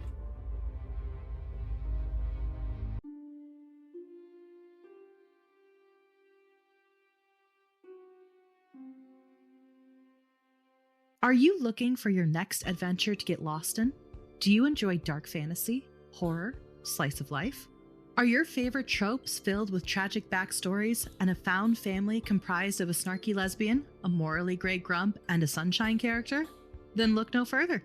Tune in to Tales of Three and follow the adventures of three unlucky strangers whose fates collide when they accidentally stumble upon a plot to destroy the world as they know it. Throw in some forbidden magic, a slow burn romance, hidden identities, and some devastatingly beautiful baddies who will stop at nothing to keep our trio apart. Mix it all up, and we've got your next obsession. Tales of Three, a Rainbow Dice Club production, is an all-queer, Dungeons & Dragons-based podcast that airs on Fridays. Find us at Rainbow Dice Club on most socials and at Tales of Three wherever you get your podcasts. Hi friends, my name is Casper and I am launching a game this year called Back of House. I'm launching it through my company called Casper Haunts, and I created this company with absolutely no money. So I am doing a fundraiser February 4th, 5th, and 6th with a bunch of my friends where we're going to play a series of food and restaurant themed one-shots where the audience can vote on best dishes or give advantages during some of the epic food fights, and I tickets for a raffle because I will be raffling prizes. To tell you more about the game Back a House, I made it for my niece and nephew. It is a card game that I spent 2 years designing, and it's basically, you're trying to fill as many orders as you can before the kitchen runs out of food, and it's very fun, if I don't say so myself. And that is on Backer Kit right now, if you want more information. It is launching officially with Backer Kit's Pocketopia back in May, coming up. Just trying to get the word out.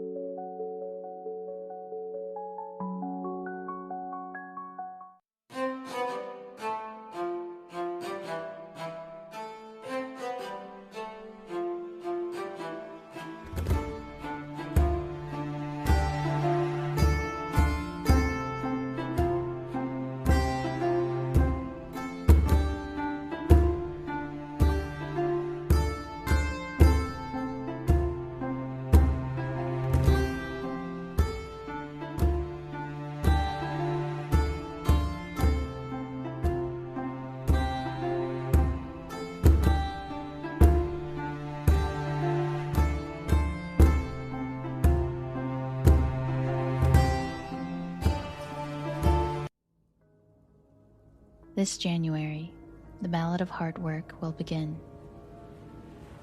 We see a barren world and the sky filled with lights as 15 characters arrive to help teach this place how to love again.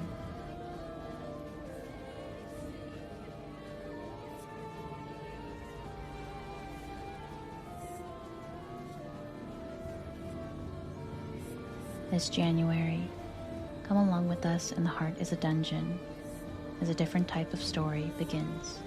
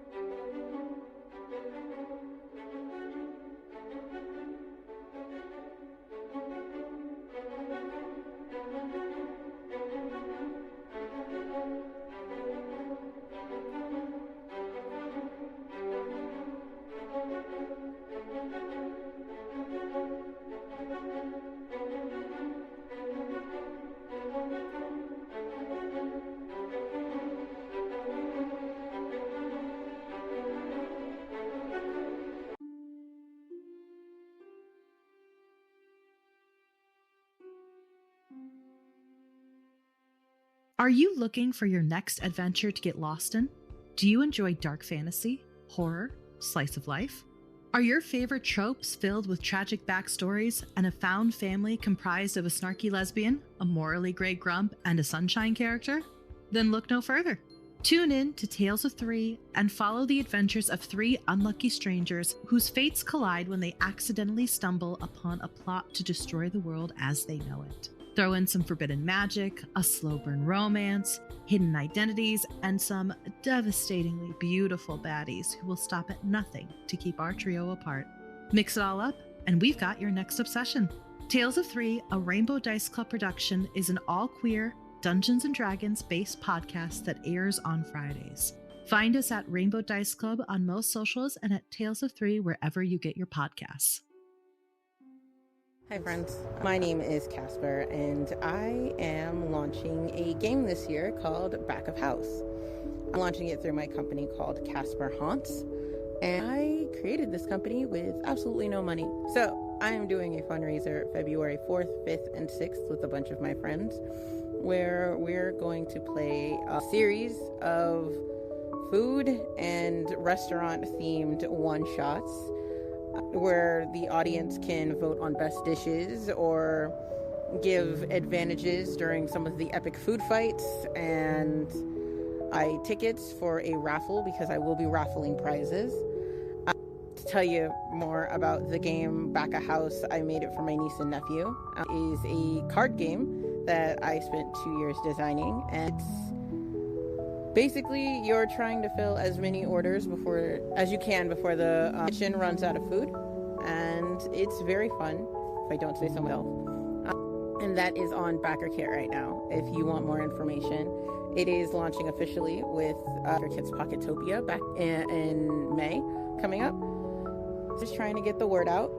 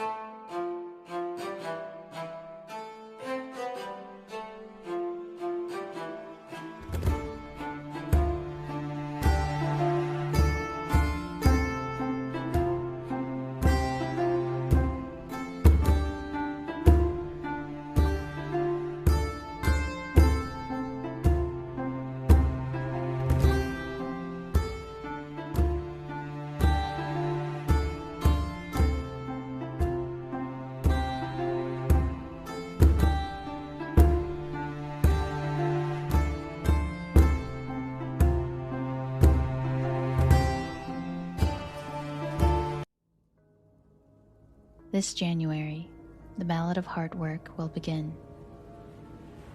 We see a barren world and the sky filled with lights as 15 characters arrive to help teach this place how to love again.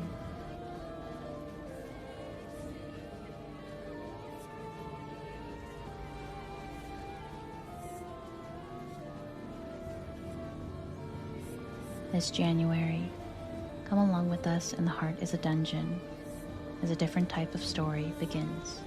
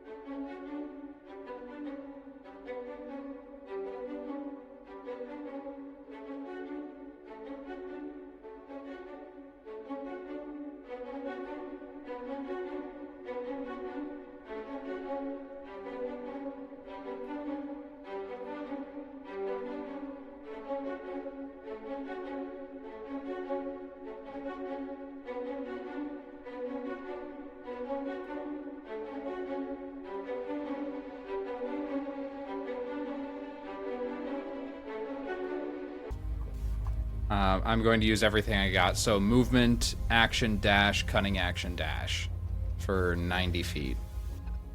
Nice. Oh, and legendary action at the end of Chris's Lupine's legendary action. So to move 120 feet. Yeah. Love it. I love it. Just ducking and weaving. Just. All right. As it tracks you, at the end of your action, it's going to take a legendary action and blast at you with this cannon.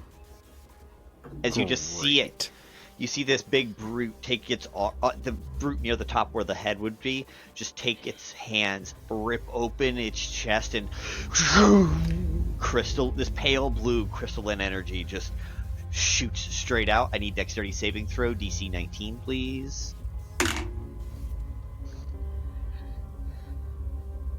19.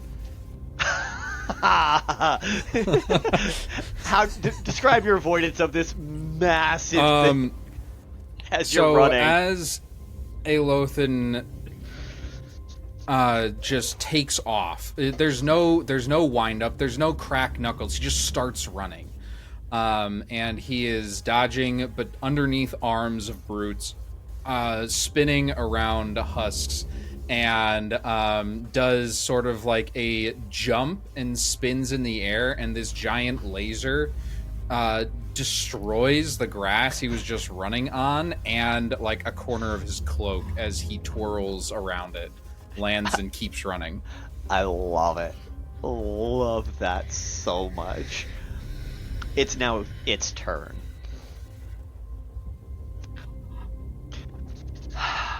First thing it's going to do is you just see it begin to hover for a second and begin to stay where it's at. Where the ground starts to fall, it stays at the same level. And it moves a good 45 feet forward, closer to you.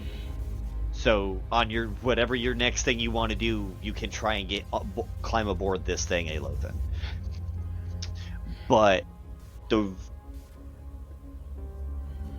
Voltron-y like mega husk thing that is just made of big old brutes and little husks just goes over and begins to and looks around for someone. Finds the three of you still bundled up, and fires a harvester blast at you guys, and a harvester blast at the tree above Varrick. Love it. So I do still need a dexterity saving throw from Varrick. The others, I need a dexterity saving throw from as well. The damage on Varrick is different from the others because it's a tree. So, you need me to throw a dex save? Yeah. Okey Everyone dokey. needs to roll one.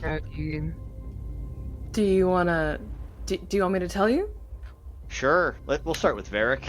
Yeah, sure. So, that was a natural 1. For a total of 4. Fuck.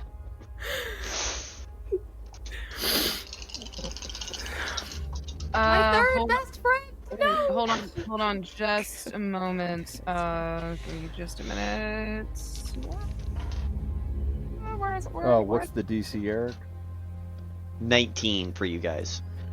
Varrick, you're taking 38 points of bludgeoning damage as this tree falls on top of you. I'm up. This tree just... You manage to get into this like tight-ass little corner at the base of the tree trunk. So you take damage, but it's like... You have been under so many things today, and not in the good way, Varrick. It's not the kind of under I like to be, it's true. Fuck. Get the fucking fuck. Well, I'm up. You're still alive, that's what matters. Aransa, what'd you get? I mapped it, and then I forgot that I mapped it. 25. 25. Good. You pass, so you will take half. Lupine. 24 with evasion. Perfect. Lupine, no damage. Adsila. 19 plus 6 for a 25. Beautiful. You get out of there. You were actually, I canonically said you were over by Varrick, so you got out of the way of the tree trunk falling. And Jaden. 12. So did I take any damage, or you did not take? You took half of that 38, so it would have been 19. But I have a shield master. What's shield master allow you to do? If I make a dexterity saving throw to only take half, I can use my reaction. Oh, if I succeed, it blocks. Never mind. Can I go ahead and can I go ahead and just use absorb elements to try and lessen that damage as a reaction? You can. I was gonna say, can I actually, also do absorb elements as well? You can for the thunder on your Adsila. Yours is a tree falling on you. Yours is not the actual beam itself. So yours was all bludgeoning. So there was no reason to use absorb elements on yours. All right. So unfortunately, it's thunder and force. Yes. Elements. How much would I take with absorb elements? Since I know absorb it's elements, two different kinds it was of damage. a bludgeoning damage, so you can't. Okay. Ouch. Yeah. No damage for the rest of them. Okay. I cast absorb elements at 2nd level, by the way, and I've rolled my 2d6. So. And that's for the thunder, right? Yeah, because I'm getting hit with the beam. Perfect. Yep. Yeah. You sure are. Okay. I did not roll like trash this time.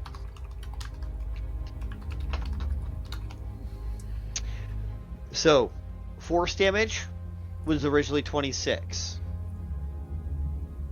Those of you who passed, you took 13 instead. The thunder damage was 25. So halved would be 12. 12 minus the 9 because I rolled a 9. Correct. So I take 3. This is not involving me, is it? No. Okay. You're like, please, just checking. no. Well, I just wanted to be fair about it. Yeah, no. I appreciate you checking. No. Your little BB boy over there with 5 hit points left. No, it's not 5. May as well be. And my best healing ability involves me touching the enemy, and I can't touch them. It's fair. Also, I misunderstood absorb elements. It's not that the 2d6 decreases that, it's just that I have resistance to that damage type, so I'll take half damage, and then what I rolled on the 2d6s is what gets added to my next attack. Perfect. Got it. Then you'll take half of your 12, which would still be 6. 6 instead of 3, yeah. Perfect. Alright.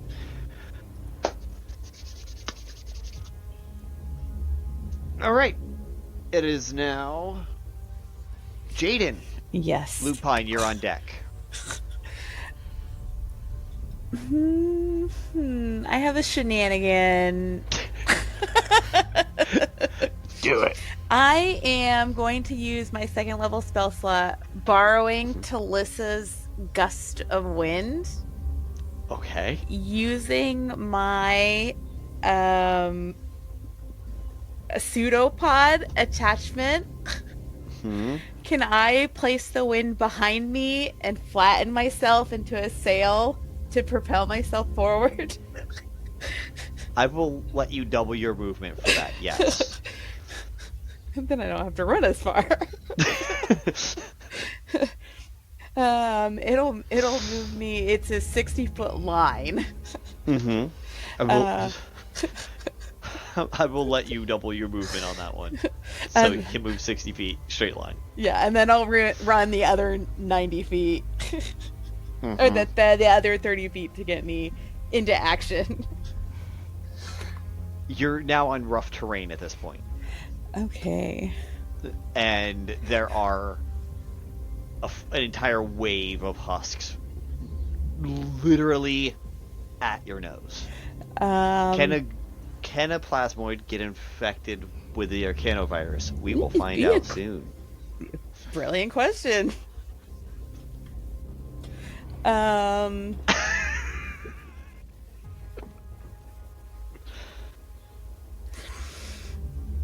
And can I attempt to cast Compel Duel on the big creature? The brute or the cannon guy? The cannon guy. You can absolutely try that. It is a DC 16 wisdom saving throw. Wisdom. Nice. Good choice. Got a 15. He has disadvantage on attacking anyone but me. Cool. Doesn't roll to attack. It's great. Let's see. Draw and compel. For the duration, must make a wisdom saving turn every time. It doesn't react to target's movements for that turn. Let's see. Yep. That's all I can do. Brace myself. Yeah, that's about it. Clench your butt cheeks. Chris, Lupine's turn.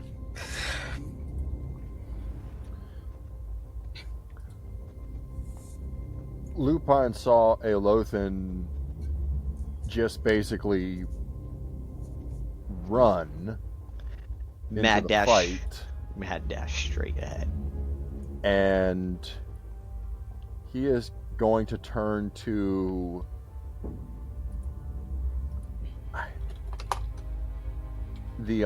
to Aransa, but Rar. as he turns to Aransa or Jaden, whomever is still right there. Jaden moved already. Oh, okay. I'm still there. Rar. Yeah, Aransa is. I would say, but you're a dragon right now. Uh-huh.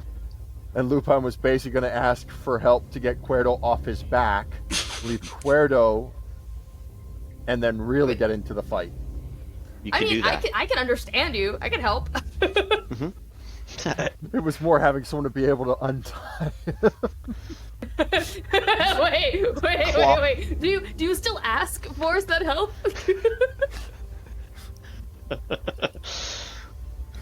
Because if Lupine, you do, I would say, do it. Lupine does turn to Aransa, and realizing that that's a dragon, basically comes to the point of he'll fight better if he doesn't have to worry about the second guy on his back. So turns to the dragon. Take him off me. Now. Aransa kind of leans over and like rests on their elbows, and then their hands poof to humanoid hands, and they untie. That is nightmare. No, like full dragon, human hands. Nightmare fuel. Unties and then kind of like crawls back up with the claws again. Unstoppable. Reno with the extender claws. Look, I got better at this. All right, I boom. trained.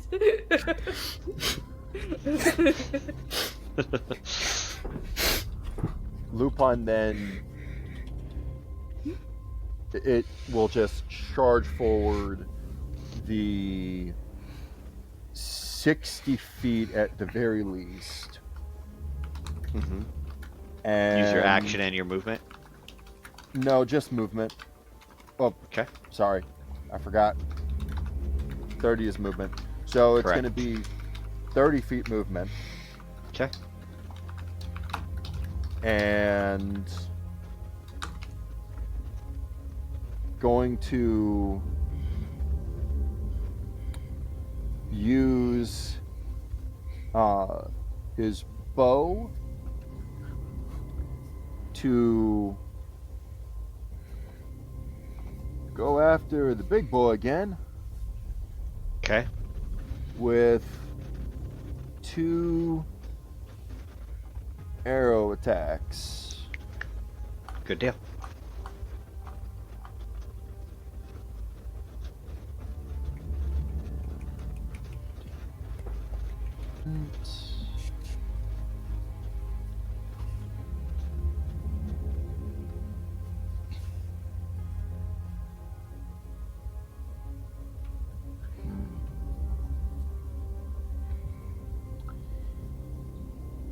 Fading away.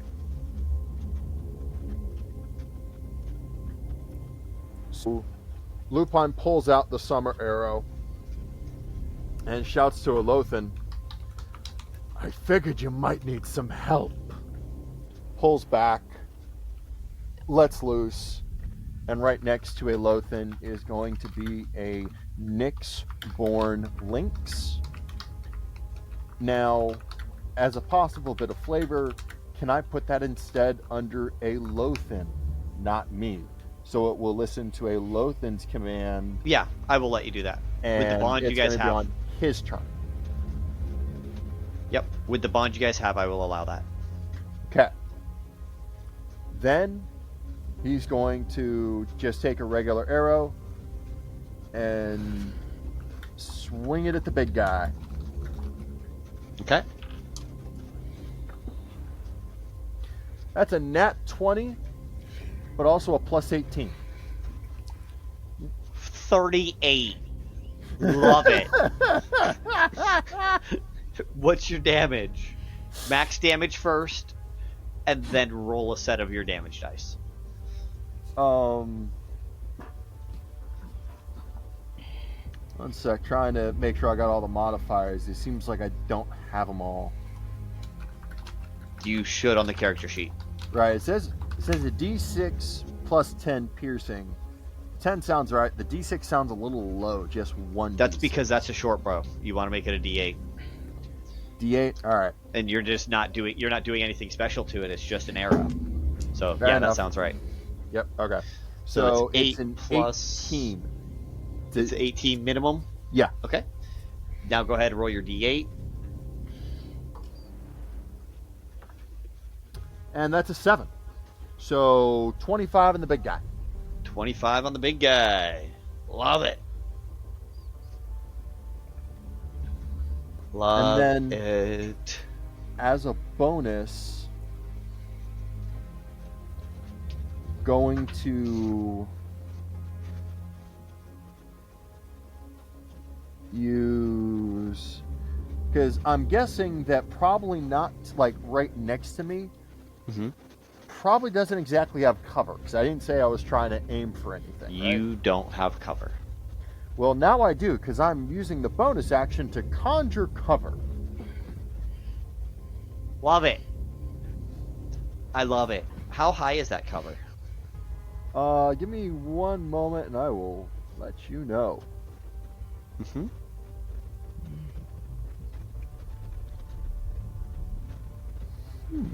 No, I am missing some.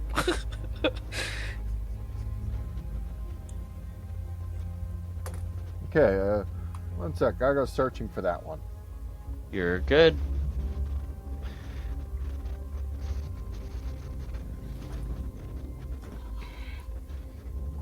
Mm-hmm. Don't worry about it. Aransa, you have half cover from anything attacking head on, because you're going to be covered by this conjure cover as well. Oh, okay. Not for long. No, but long enough. Long enough. And that might be all it needs, right? So can't hit this. No. What seems to be the look, issue that one's here? obviously a vampire. Congratulations. He's like, yeah. I like Who vampires. said that was an You guys issue? are cool. Oh no, there's nothing wrong with them being. They're just cool. They have the teeth and things. They're They're like, no, would you darling, like to I become wasn't one? speaking to you. I was speaking to this one, and I'll look at Solarian. Who said there was an issue? I can tell that there's hostile eyes behind at least you. So, I'll ask again, what seems to be the issue? I think my primary issue is the assumptions you've just made. We don't have to fight. There has to be no issue. I'm just here for what's mine. And what would that be? She'll just point at the crystal. Ah, I see. And why is it yours? Who do you think you are? Wouldn't you like to know? I'm gonna look over to Garnlow. I am so sorry. My name is a Solarian. You were talking about having cool teeth and all of that. Would you like to become one? Oh, wait, me? I could become a vampire. Yes. There's no way I could. And he like looks back at Astraea and just be like, "This has nothing to do with you, right? Like, if I become a vampire, you're perfectly fine with this. This won't create some like weird, crystally." You do what you want. See, and this is why my new friend is good. And he says this and then pulls himself like out of the dimension door and stands up and it's like, "Hi, nice to meet you all. Besides, Conrad, we've already met again. But for the rest of you, thing one, we need the crystal. We don't want to hurt anybody. We don't even want to fight. We just want to save everyone that's here. We're trying to save everyone as best we possibly can. So, if you wouldn't mind, we could share the crystal even." If that's okay. I agree. As Morwen at this point flies in. I agree with your friend. I don't think sharing will be something we can do. You see, I have no problem with it as long as we get enough power to potentially save the people of this city. It seems your friend really wants it all to themselves. No, they don't want it all to themselves, right? That's right. Correct. We've talked about this. You don't want it all to yourself. You want to use it to save everyone. We can do that. I let Garnlow go on this journey. Morwen is just looking Astraea in the eyes.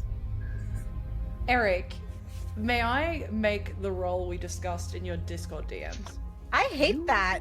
What? I'm just about to ask a question. I am on your team. What is happening? Why am I here? No, it's fine. It's you fine. absolutely may. Roll an Arcana check for me with advantage. Okay, This is dope. I don't know you. I hate you though. Eric, during all of this, like all of these interactions, can I, for the sake of anybody going near the crystal other than me, not Morwen and whatnot, but can I do like ready in action? You sure can. If anybody's gonna sit there and try and touch this thing, sure can. I'd also like to do a legendary action if possible. Arcana, yeah? Give me a second, and then yes, we will do Solarian's legendary action after what I give Astraea. Absolutely. Arcana at advantage? Yeah. Arcana with advantage. That's a 19 plus 22 for a 41. Wow. I had the DC at 40. So, okay. So DC's at 40? Yeah. Cool. I know what I gave. I know what I did to Astraea. I know what I did to Astraea and what I had Astraea roll. I brought the DC up appropriately. this is not version like 2 or 3.5. So I would understand, I assume, Eric, you would understand that them powering up the generator isn't an immediate threat. No. And that I can still take what I want. In fact, you gain a little bit of insight in this as well. If you remember, and you begin to remember, but this is if Emily remembers. I need you to know that my last recording with you was like 2 months ago. You're right. You are correct. However, if you remember correctly, you used to be stuck in people's heads and did not have a form of your own until a power surge occurred. This device, they say, is going to turn the power back on, which means it's going to create a power surge in some kind. You not only think this wouldn't be inherently a negative thing if they did it, however, it may very well benefit you if they do proceed with their plan and you let them do whatever they're doing. With that in mind, Astraea will say, how about we make a deal? I'll let you power up whatever it is you need to power up for whatever meaningless little task it is you need to achieve. And then I take what I want from the crystal and everyone wins. So quick to change your tune about sharing. It's not sharing. I hope. It's this time still speaking ownership. to Garnlow, I hope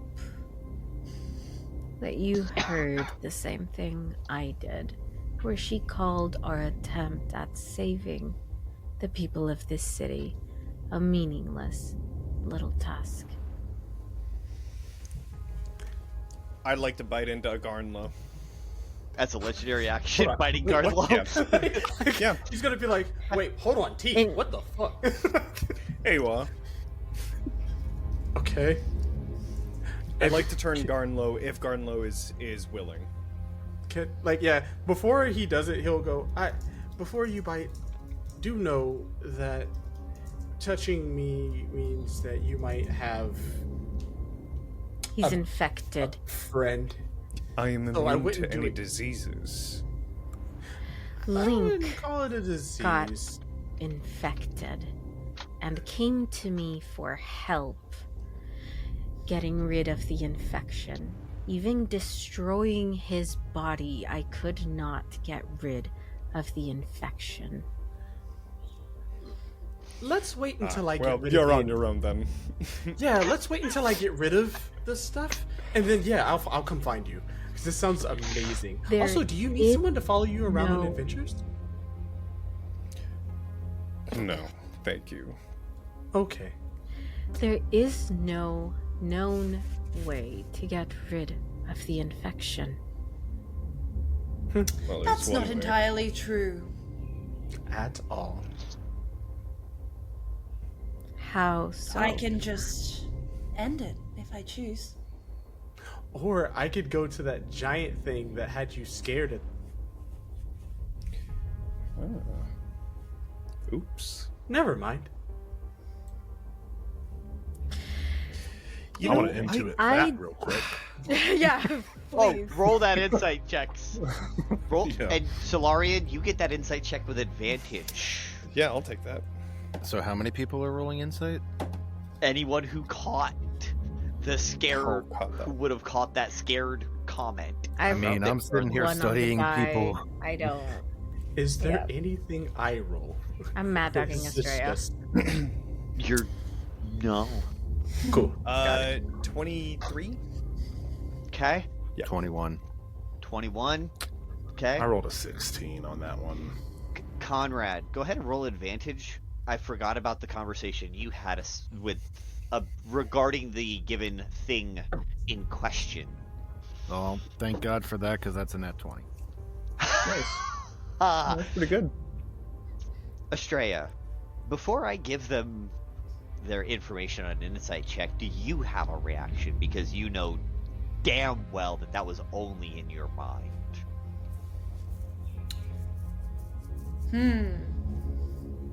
Before they learned what they learned, do you have a reaction against Garnlow? or otherwise? I don't think I do. Okay.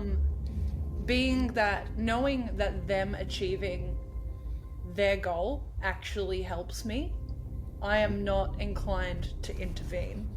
Perfect. Unless things go south.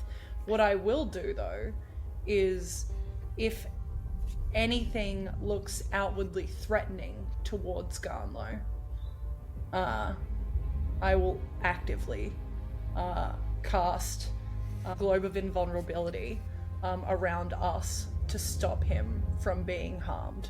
From any spells or anything like that. It would not stop melee attacks, but it would stop That's fine, spells. but it stops the spells. That Arcana of a 41 that you rolled is enough to realize that all of these people have magic capacities at various capabilities. All of them far weaker than yours.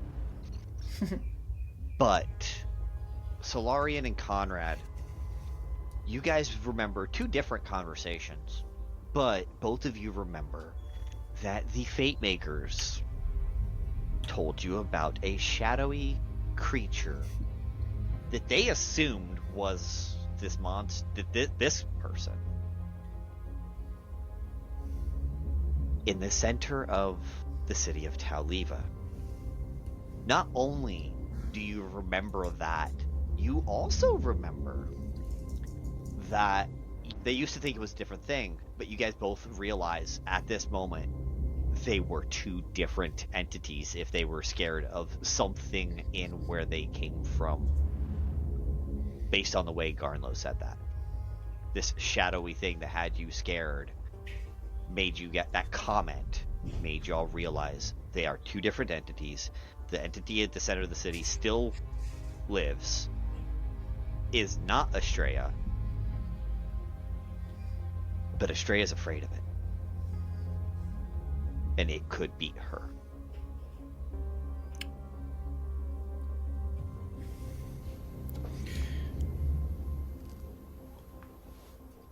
Morwen wants to, because she didn't roll insight on the Garnlow thing. She's been looking at Astraea this whole time. And the way she talked about the infection, as if she could just wave a hand and do something about it. I want to, you decide if it's Insight, Arcana, whatever it is, to try to figure out, like, if there is a connection between them. Roll an Arcana check. Gladly. With advantage. Don't You've been mind if I studying. do. You studied Link's infected blood. I remember? did. I have a piece of the infection in my lab. Therefore, you have advantage because you've studied it. 38. 38. Not only is there a connection, the way she seems to be talking, they are the source. In theory, if you they say they can cut it off. However, Morwen if knows they she die, wouldn't do that willingly. So her head goes to, if I get rid of her, I get rid of the infection. And that is exactly what I was going to say, is that is Morwen's assumption at this moment. Yeah. But will it work or not? It's still up in the air, and you're not 1,000% sure.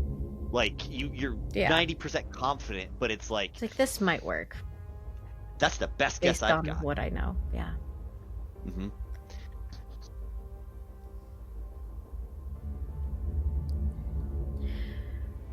You, talking to Garnlow again, are infected.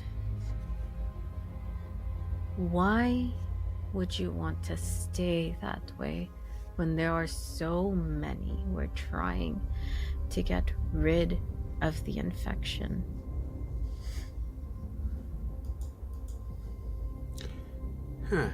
People are dying because of it. They cannot get rid of it.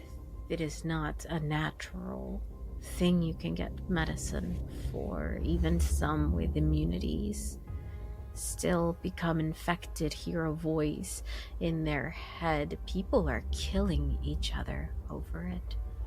They say the only way to get rid of the infection is to kill the infected. It has happened before. Historically, entire peoples murdered to keep it from spreading. And here you are with its host and maker.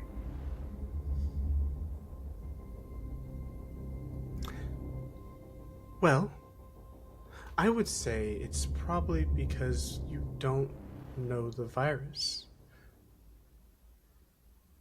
There's plenty of people out there that are sick with it, but they will survive if this fall happens, thanks to her. I will survive thanks to her. Every single time I are attempting to keep the fall from happening in the first place. And what makes you think after creating herself an army, essentially, she would give you all up after? Oh, simple. Because if she does it, I could go talk to our big light-taking friend. And he looks over his shoulder, and you notice for everyone there, his body has not moved, his head just turns to look at her. I need you to know that I do trust you as my new friend. But if you go against me, I won't see you as a friend anymore. And everyone I don't see as friends usually die, so I would rather not go that route, and I don't think I could take you on my own, but we're making new friends. I will give you everything exactly as I promised it. We have to talk about the way you word things, because it really sounds evil when it comes out like that. You have to try to tell me it in a way that's not like you're a villain. But I understand. You Forgive really do me, I've well. been living without a body for thousands and thousands of years. Oh, we could have fixed that a long time ago. I could have given you a body if that's all you wanted. So what happens to this infection if you're gone? Good luck. See, we have a friend who very, very much wants to get rid of the infection. Tell me more. You infect indiscriminately. It spreads like a plague, and you can get in their heads. All of them. Yes, I don't need you to tell me what I know. I was making it clear for our friends here. Looking at Garnlow again.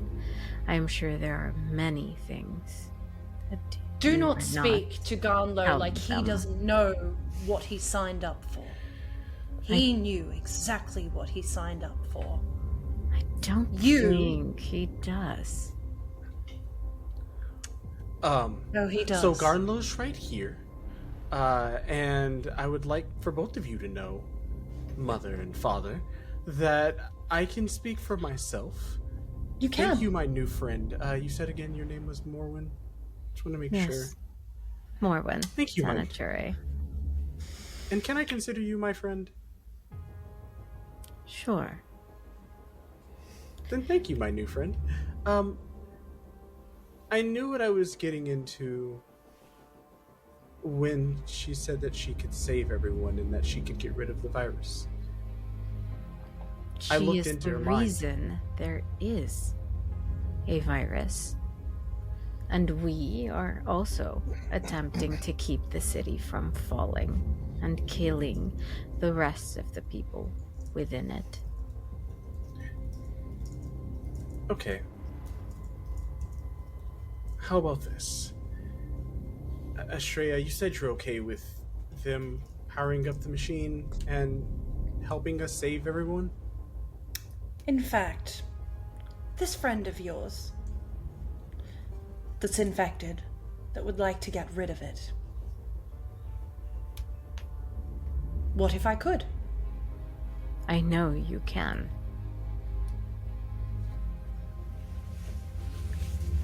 And so, you leave me to do what I need to do, and I'll cure your friend. You see, Garnlow, a friend who did not ask to be infected, but is out of his own power and now used as a bargaining chip against their friend in order to gain more power. Now that does not sound like a friend I'd like to keep. And whatever happens here, I do not think we would like to let you leave. I'd like to see a proof of power. If you can promise that you can do this, I want to see it. And then I point over to Garnlow. He has chosen to be this way, and will remain so. You can keep him that way, I just mean temporarily. You want to see a show of power, Solarian? Yes. I'll give you a show of power, if that's what you're asking for. She will hold out her hand to you instead. No, thank you. Well, so be it, and she will, with, fast speed, move towards you and place a hand on your head. I'm also very fast, so... I'm gonna let you have a reaction of some kind. Okay. Go ahead and actually, let's do this. Dexterity saving throw against Astraea's save DC. Okay. Is there a way that I could... I'm going to, as I see her forcibly trying to infect someone else, I'm going Not to... infect. I need to be so clear. I'm not trying to infect him. Mentally, we would know that then. Okay, got it. Yeah. Like, I would 31 would know. 31 is my dex save. What am I using for this? Sorry, Your spell save DC. Okay, you save. I will just immediately kick your hand out of the way. I said, no thank you. Do it again, and I will show you my proof of power. I like you. Okay. Tommy. Two of those brute guys just came right at the wall. And then there's 40 more husks behind with another couple with the very large conglomerate growing behind. You could begin to make your way down lower levels because the ramp is free once you make it through the first row of husks.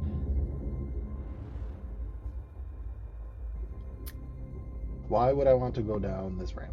I'm just letting you know those are options. Okay. Is there anything beyond the husks in front of us and the people getting into these portals that is a necessary concern right now? Lemon just dropped the wind wall. But that was keeping out husks and stuff, so... Correct. So now it's just everything's gonna just come straight through. To focus on the No, big that's fine. guy. And at the start of each of its turns, it needs to roll a d10. Mm-hmm. Right. That is entirely fair.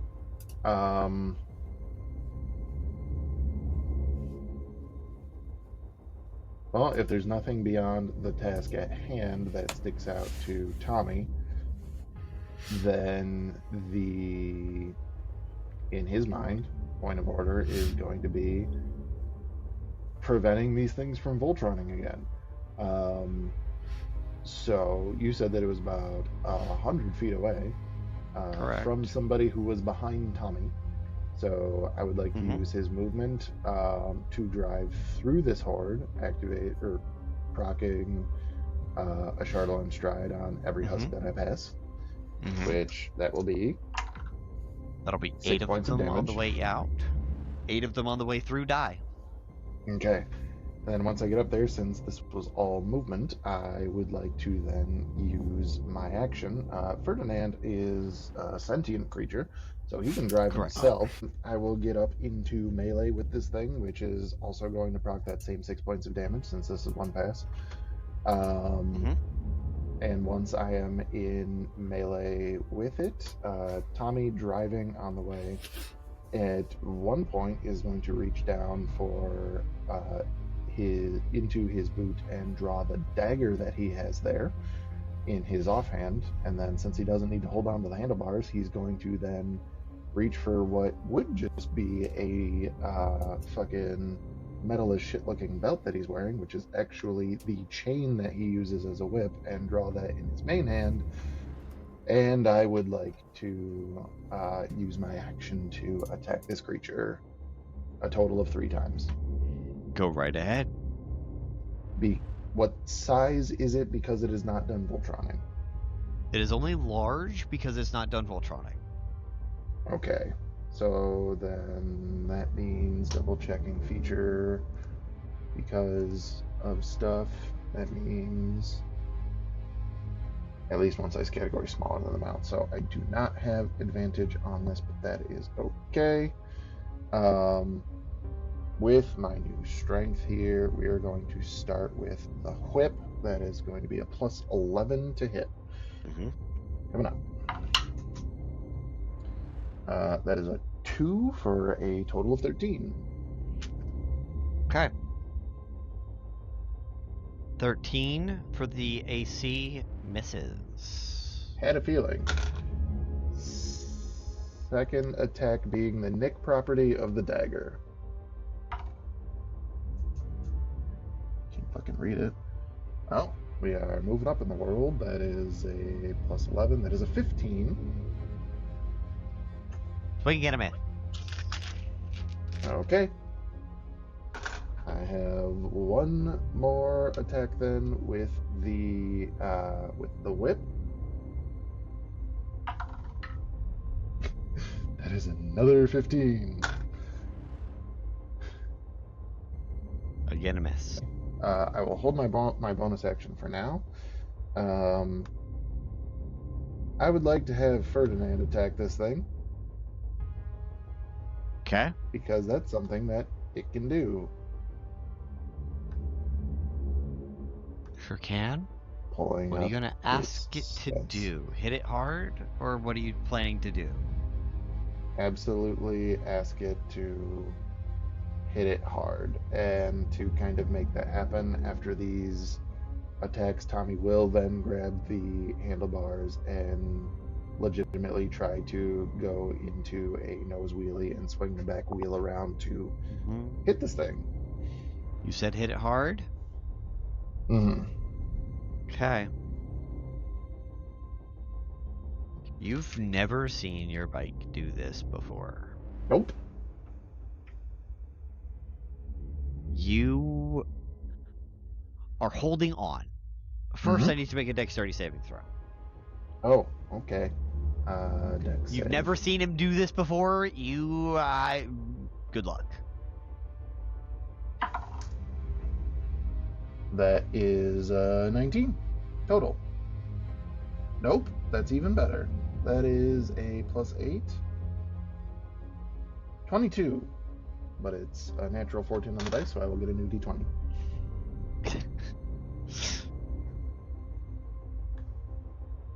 Fabulous. Love it.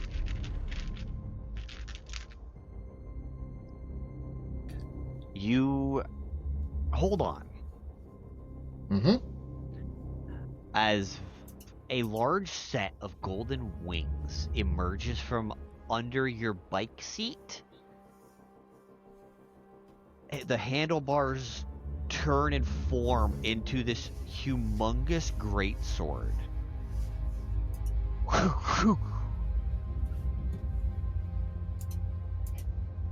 As he's going to try and hit this thing. Okay. With a multi-attack that he has. Well, that's a double 13 on 2 attacks, so those are going to hit with a 28. 4d6. I'm not letting Matt roll these because we know how Matt's rolling, and it's fine. 4d6. 4, 8, 8 and 5. 13, 13, and where did it go? 14 and 8. 13 and 8. It's 21. And then that's 10, 10, 20, 28.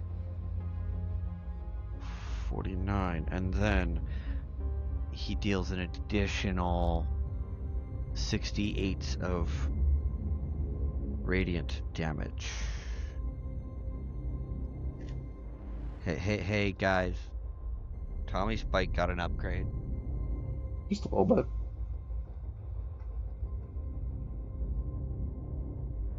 He deals 122 points of damage. As this giant, radiant, glowing greatsword emerges from underneath the bike, being held by not handlebar, but the pedal hands, and it reverts back to bike form. Is this thing still standing? Yep. Okay, then I would like to use my bonus action since it hit to use Divine Smite, which is a bonus it's a bonus action and a spell that targets myself, so that would apply for Ferdinand. Go ahead. I'm going to use a second level spell. Roll 3d8. On one of those attacks, or you want to do twice on I the only two, have both attacks? one bonus action. We are using 2024 That's fair. rules, so You are using 2024 rules. So 8, 9, 14 more points of damage. So that's 136 total. Love it. And how much? You did 18. You did 18 total on yours, and 136 from Ferdinand.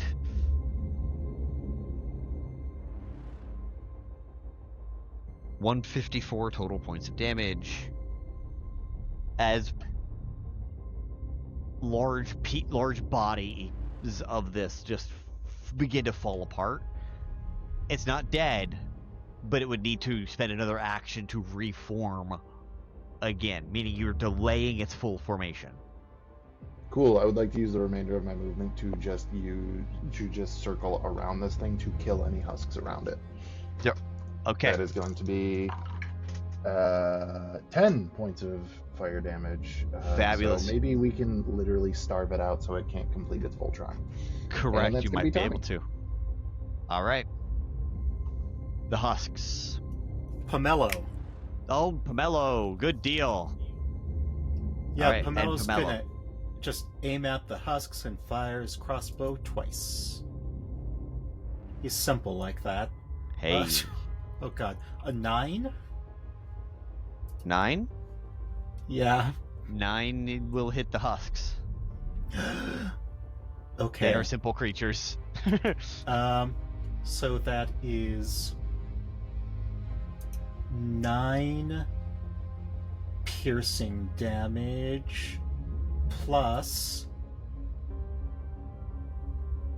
5 radiant damage for his first attack.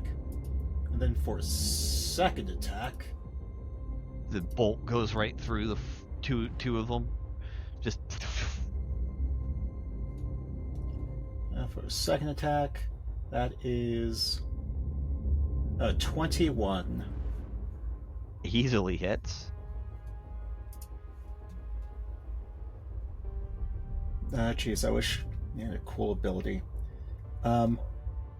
Yeah. Okay, so first, piercing damage. That is 6 piercing damage. Vanilla doesn't do much damage. 6 is all it takes to get rid of husks. 7 radiant damage. Okay, so he kills 2 more husks. He's just crossbow bolting, and they're going straight through one into the next, and both of those are falling. Okay, so is this the husk's turn? Is this the big forming husk that I cast my spell on? Okay. Nope. This is the body of the rest of the horde.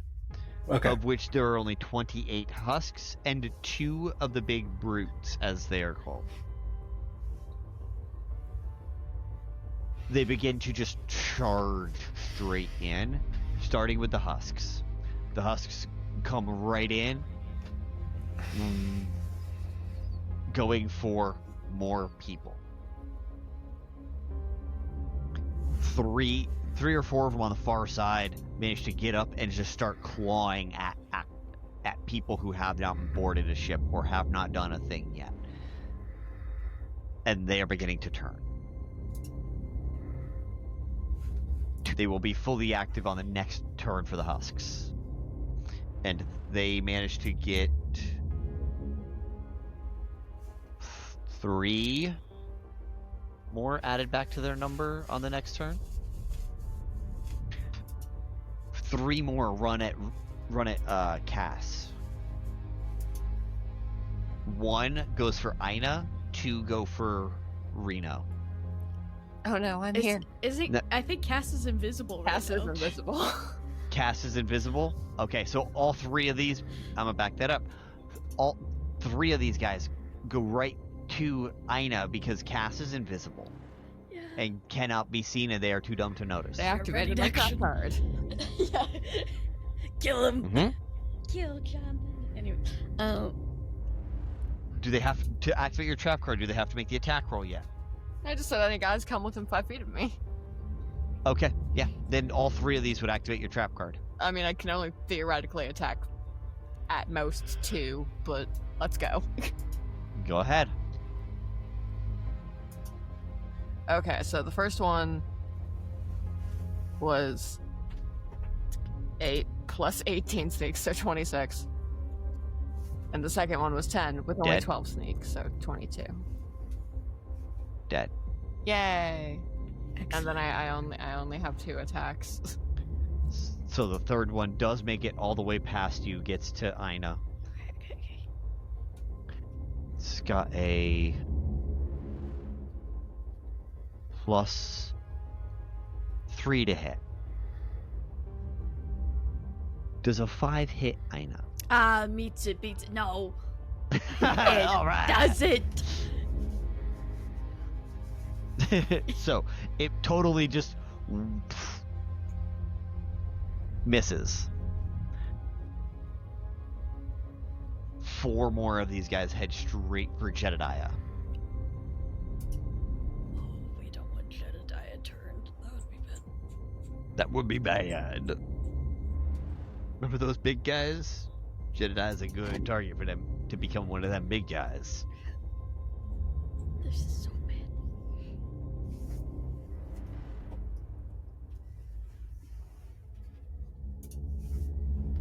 Well, let's see what Jedediah's AC is real quick. I think it is so low. Sure is. It's only a 14. He gets hit by 2 of these. Actually, 3. I'm so sorry. I forgot to add the modifier. He gets hit by 3 of them. Are you apologizing because he hit, or because,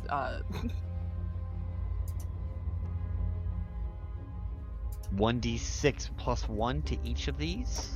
That is 13 total damage to Jedediah. He's fine.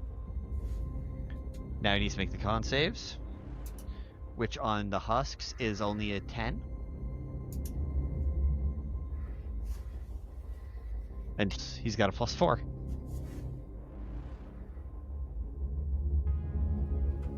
First 2. Boom, boom. You don't see any problems. The third one comes right along, right up and under his clothing, and you begin to see pale blue crystals form. No.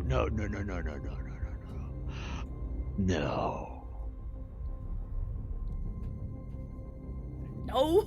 Fuck. He sounded so confident with the nose at first. I know. I was like, I'm like, are you countering?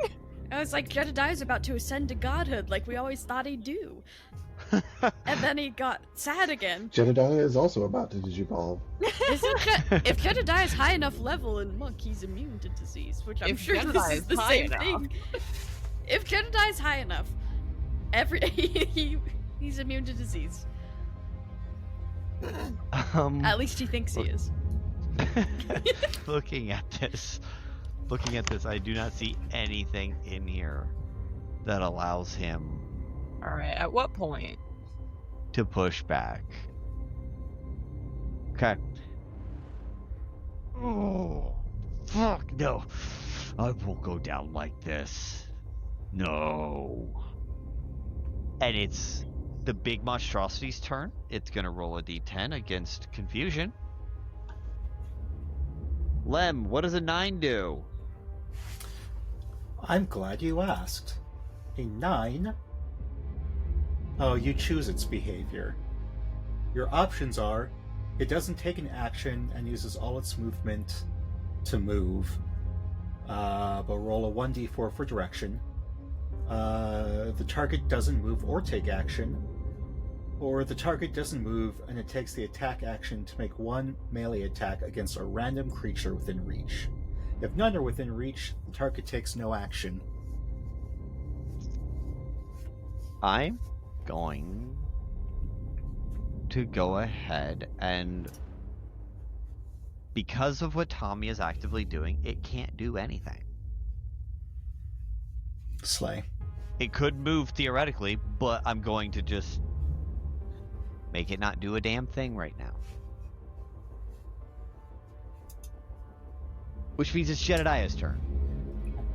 Jedediah is like,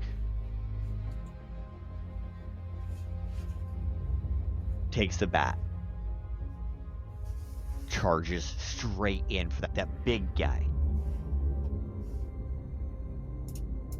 and he's gonna lay in with his flurry of blows as soon as he gets there.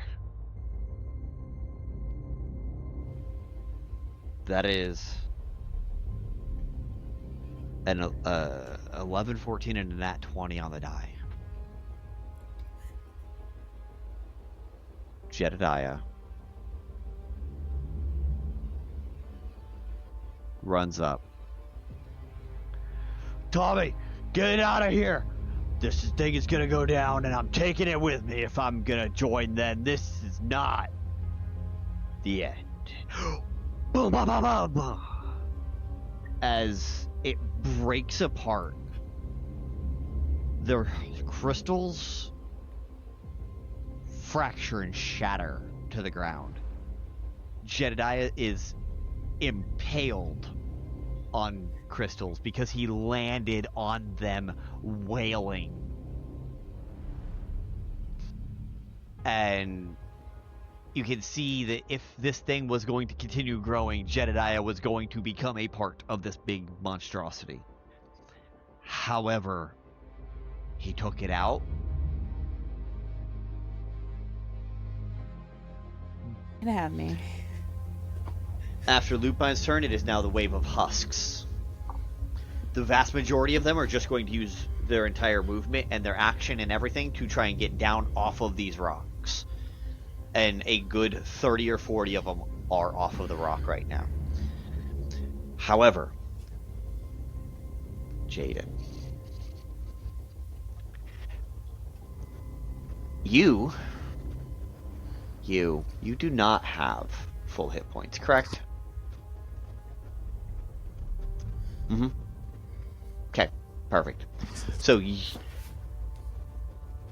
these like 5 or 6 husks that are on this front line encircle you. So they've all got advantage on these hits.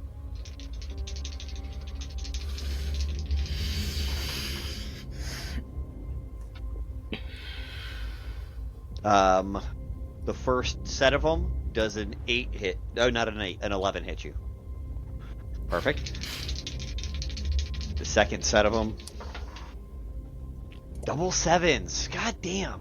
No, they don't. They just, there's just a whole bunch of hands clawing at you, but they can't make purchase in any capacity.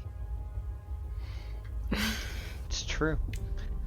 At the end of their turn, I'm going to use a legendary action to use a component of my wing attack ability to fly half my fly speed in the direction that would... I'm a little scrambled on like where everybody is, but wherever seems like I could feasibly get a 60-foot cone of space that doesn't have any allies in it. Perfect. And what's your movement speed? My total fly speed is 80, so I can move 40. Perfect. In this legendary action. You're just able to move up and over a little closer in. Mm-hmm. So you're still back at the far end of the ballroom. Mm-hmm. They're up near where the orchestra pit was. Yeah, right that's the direction I'm moving towards. Correct. And I'm just trying to get some distance covered. So. Hey, may as well do it as a legendary and not waste your turn. Yep. Next up is a brute. Varrick on a 1-2. On a 1 or a 2 on this D6, it's the one that you had control of. Okay. I don't have control. That was only his reaction. I don't have continued control over him. Perfect. I was going to do that. To be honest, yeah. No, thank you for the honesty. I appreciate it. Yeah, of because course. Now because it's just a short rest ability, so. Nope, 21. This big old brute sees Adsila. 21 is my armor class. Who looks tastier? Highs is Adsila, lows is Jaden. That's a 5. Jaden. This large-sized creature, about 10 foot tall, still humanoid, still looks like it has the crystalline growth. It looks like it was a human that just grew in size as the crystals grew. Me speed. Half of its face is fully just taken over with crystal as it just and does a multi-attack on you. It gets advantage on anything that does not have all of its hit points. It also has advantage because of all the allies that it has surrounding you, but that's neither here nor there. And it moved more than that distance, so it gets brutal charge. I love this.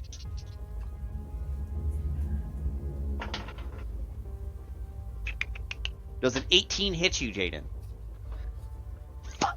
Smash. Okay, first attack misses. As it smashes 2 of the husks and kills them. Just...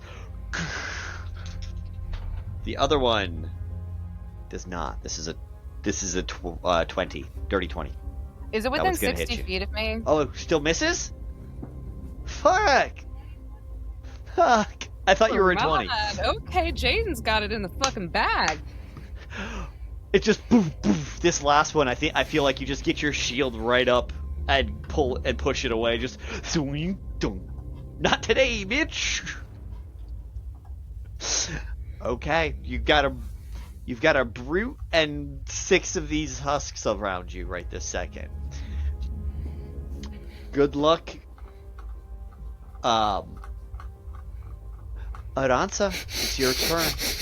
So, at the end of that guy's turn, I'm going to do the same thing, because I have 3 legendary actions per initiative order. And I'm going to fly another 40 feet forwards. And then my turn, I'm going to fly 80 feet forwards and magma breath at as many as I can fit in the 60 feet cone. Okay, so you're gonna aim down for the little guys instead of ensnaring the big guy, right? Right, because I don't want to. My main priority is not hitting my allies right now. And so if it looks like I could hit it without hitting my allies, then I would. But right now there's a lot of people around it. And you can by being on the same 3-dimensional plane as them and kind of going out that direction. You could, otherwise. you see Jaden is over there, encircled with husks, and Aelothin was headed over this direction, and is headed into the fray. So I think the right move is doing what you said and just hitting the lower guys, because if you do that, your friends will have a better chance. So each creature in the area has to make a DC 21 Dex save. Okay. Are you aiming for the ones around Aelothin or the ones around Jaden? Left side battlefield or right side battlefield? Aelothin looks like they're handling things pretty decently, yeah. Both of them kind of do. Where are more of them? Like at this point, it's literally just a matter of where can I hit the most of them? So we're gonna hit it over on the left-hand side of the battlefield where Aelothin is, because technically more damage has been done over on the right hand. Okay, cool. Then yeah, the left-hand side. Perfect. They make Dex saves. DC 21. Oh, DC 21.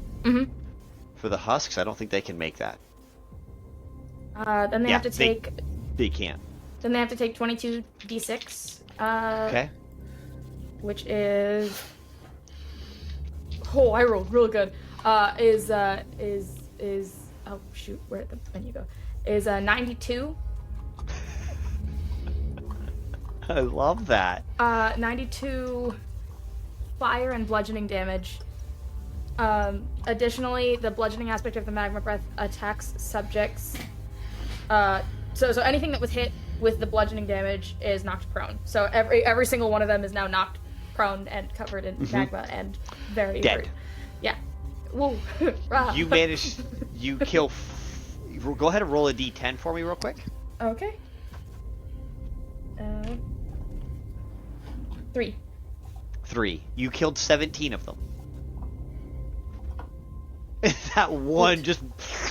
Woot. They've only got 6 hit points, so you're killing one for every 6 hit points. The way I'm dealing with this horde is every time you hit 6, it just bleeds over to the next one that's anywhere nearby. Well, you're killing an additional I may one. or may not have overkilled, but it's fine. The less of them, the better. Correct. And that's over by Aelothin. If it's a dexterity saving throw, that's on like the top left middle chunk of the map, right? Like correct. Up at the top. Okay. I got a shield. So that's my action. Okay. I am going to. That's it. That's all I'm gonna do. I'm gonna just okay. In the air. Good choice. Upon her turn, I will go ahead and take another legendary action. Okay.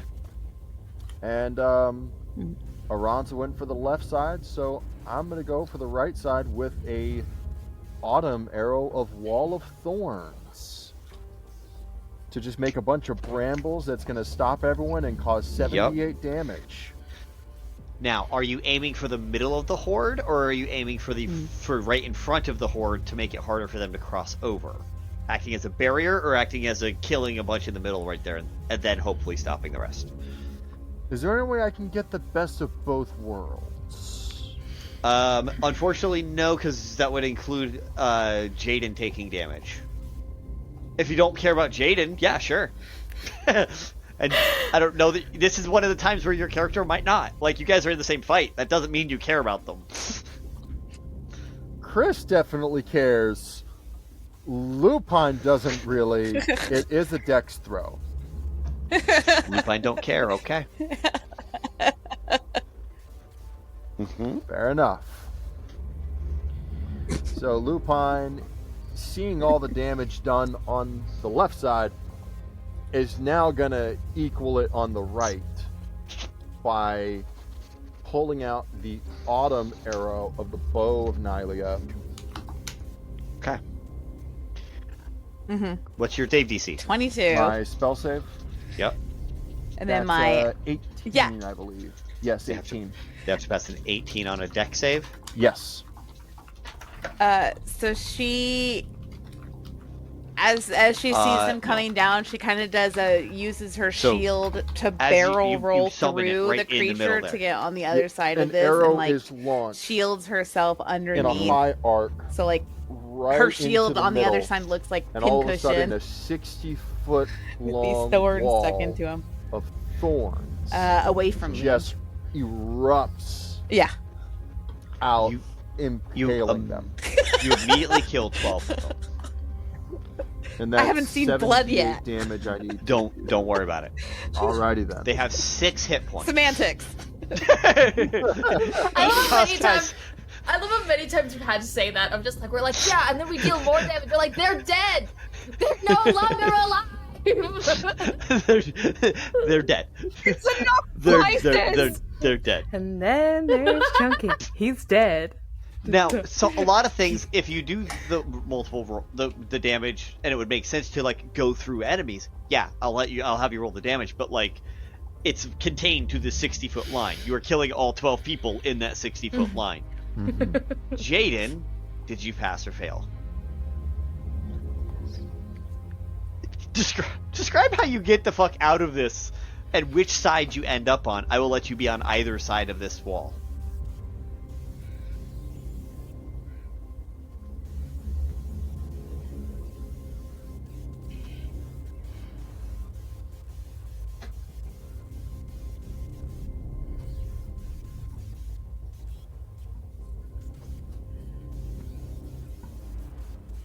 Side closest to us or away from us? You're staying on the side with the horde.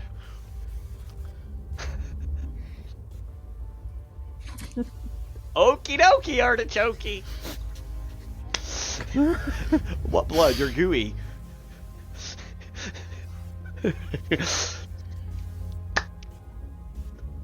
Fabulous. After all of that. After Jedediah, Aina. The big monstrosity is dead. It's a bunch of husks left. Okay, well, I'm sad about Jedediah. I'm sad about that. Okay, okay, there's a bunch of husks left. Would a lightning bolt get him? You can absolutely try. Chain lightning might be a better fit. Well, I don't have that. Oh, okay. I think we'd I'm all sorry. like a little chain lightning in our midst, but we don't have that. We have to work with what we've got. Wow, Eric, I can't believe that you would just do Assume that a wizard has chain lightning? Yeah, for Guess who had chain lightning? Jedediah. No, Carolyn. Oh, the other dead one. The other dead one? Nah, okay. We weren't that close. No, not technobabble. Yeah, no, she just walked on the couch.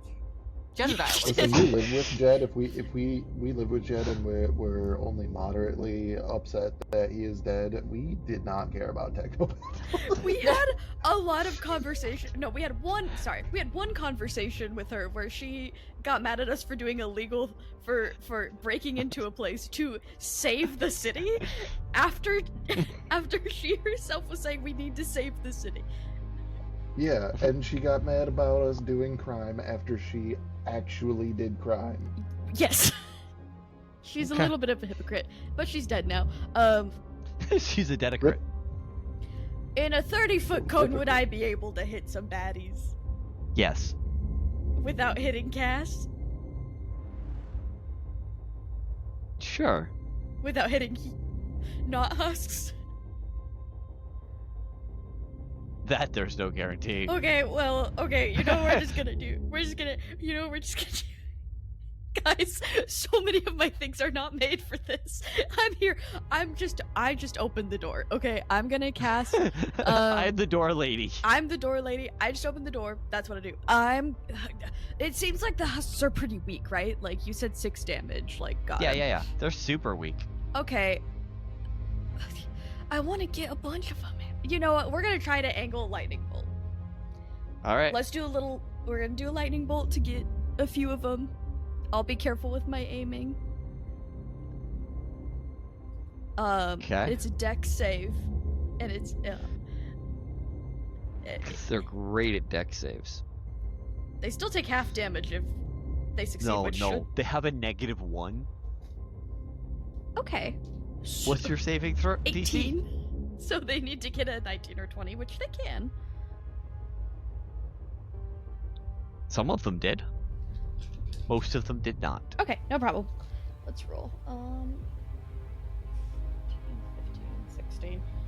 8, God, that's such a low roll. 18 points of lightning damage for those that failed, and 9 for those that succeeded. Therefore, it does not matter. Excellent. You just... As you manage to get rid of... solid 8 more. Awesome.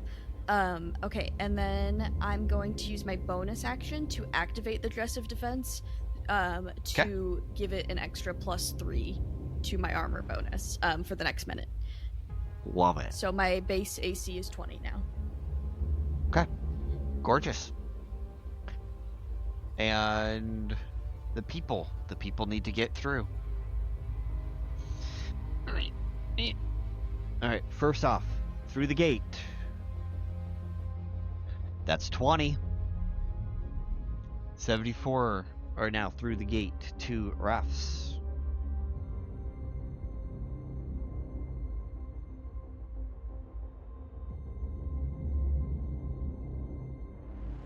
Percentile. This is onto the ships.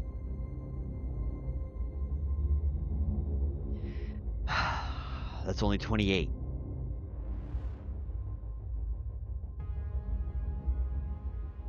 So that's 94 total have made it onto the ships.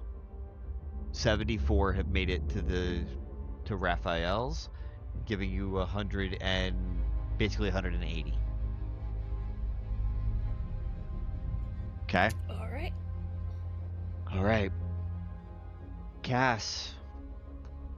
Okay, so what do we have left? The Voltron. The husks. Dead. The husk. Just Voltron is dead. The husks and the and a couple of the brutes. The brutes did not do anything major last turn. They just kind of moved in with the rest of the husks. Okay, is there still one attacking Aina, or is she clear? There is no. Aina would have killed that first one right with the fucking lightning bolt and arced it from there. Okay, Cass is gonna go to the nearest two that are like near people and like try to cut off the infection point into the crowd, essentially.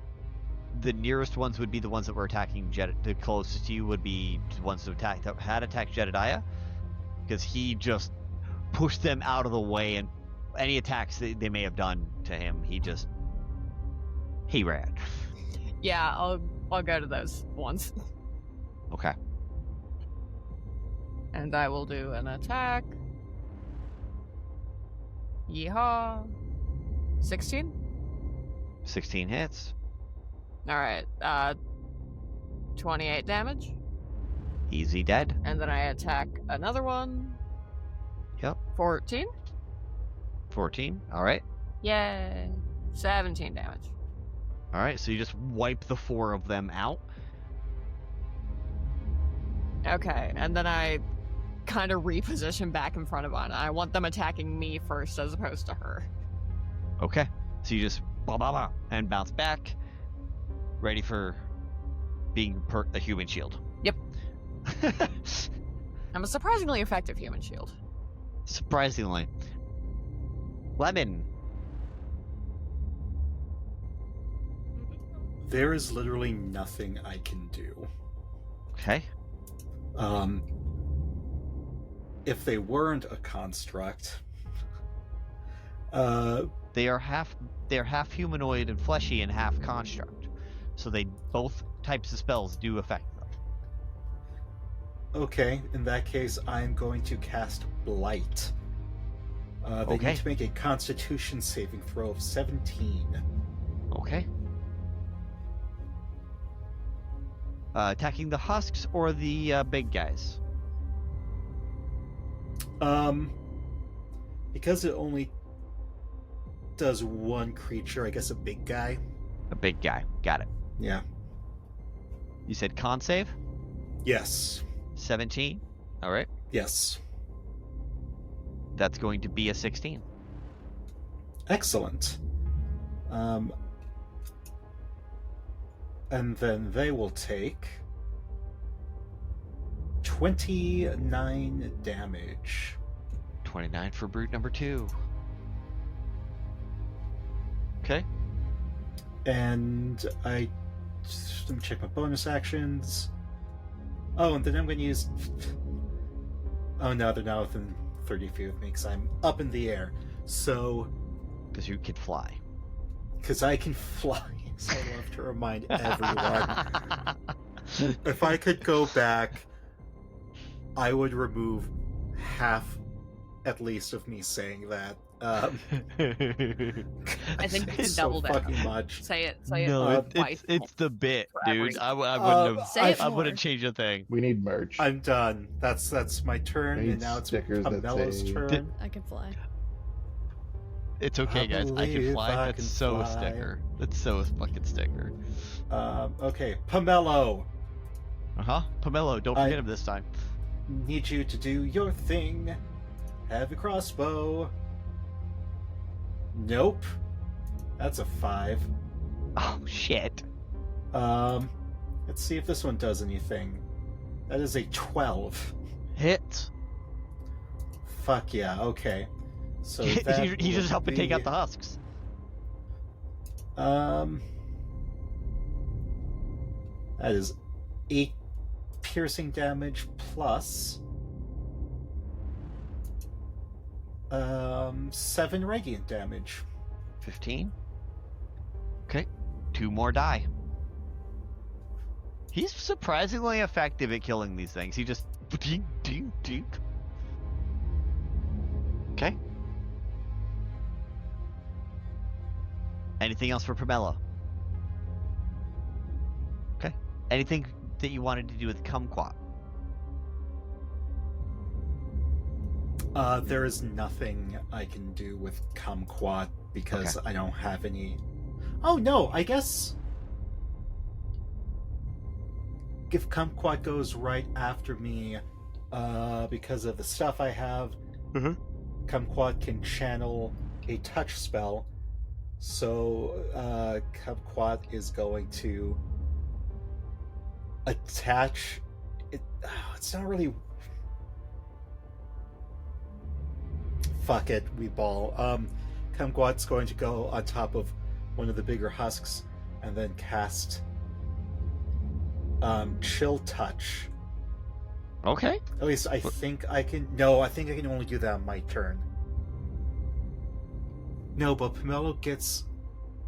I mean, if Kumquat gets its fuck it. I'm gonna allow it to happen. Do it. Yeah. Do Chill Touch. That is 22 damage. What's the save? There is no save. It's no save. Love it. No, because it's a cantrip. Mm-hmm. And it can't regain hit points until the end of Kumquat's next turn. It's perfectly fine. I love it. Tommy! There are a solid 14 husks back attacking the civilians. Can I drive by them and not drive by the civilians? On a successful dexterity saving throw of DC 18. Can I have help from Ferdinand? Sure. Okay. DC 18, you say, on a dex save? Mm-hmm. Alright. Bear with me, because knowing that I'm going through D20s like they're going out of style, I chose a D20 that I've never rolled before because I literally can't read it. So that is either a 15 on the die or a 14. So the 15 plus 8 is a 23. All right. New D20s. With a 23 dexterity saving throw, you go ahead and weave through on the outer side of the crowd, trying to get as many of the husks like from the one side as possible. Sometimes you have to weave a different way, but you are able to get a D10 plus 4 number of husks. Okay. Total of 8. Oh, 8. Okay. I'm like, My bad. hang on. That math isn't mathing. I just read instinctively and didn't do the math. That's okay. But that is 8 points of damage. 8 points of damage. So you kill all 8 of those, leaving only 6, plus the 3 who were recently infected. Anything else? That was just movement.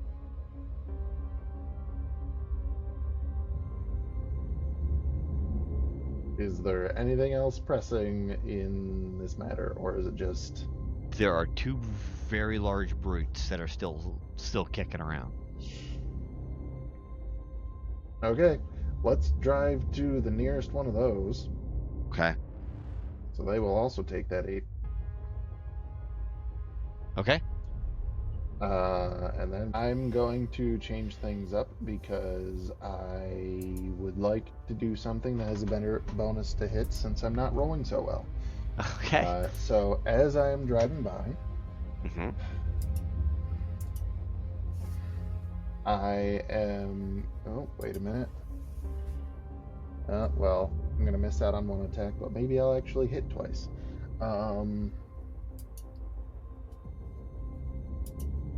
I'm going to, as I'm driving by, I'm going to reach into my bag, and I'm going to pull out 2 golf balls. Oh, shit. Okay. And as I am driving up to this thing, I will make sure that there is driving away 5 feet at least to throw both of these golf balls with my extra attack at this thing, because for some reason the golf balls of returning, I have a plus 15 bonus to hit.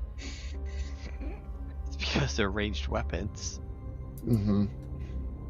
So, first one to hit. Okay. That is a natural 1. That a plus 15 only helps if you do not get a natural don't 1. Yep. Get that one. Second attack. That is a 3 on the dice for an 18. Meets it, beats it. Okay. So these things do... Am I reading that right? Probably. Yep. 1d4 plus 12 right now because my strength is a plus 8. Insane. Yes. Hiya! That is a 3 plus 12 for 15. I'm going to use a bonus action to channel a Divine Smite into this because you allow Divine Smites on ranged attacks. I sure as hell do. I'm going to use another 2nd level spell slot to roll 3d8s. So that is going to be 3 plus 7 is 10 plus 3 more. So 15 plus 13 is a total of 28 points of damage from a golf ball, which returns to Tommy's hand. Sure does. Because I used that Divine Smite there, I will then return to melee and let Ferdinand do his round of attacks. Okay. Which, on his first hit, he gets to add 3d8 from the Divine Smite. What are you telling him to do? Fuck him up. Fuck him up? Okie dokie.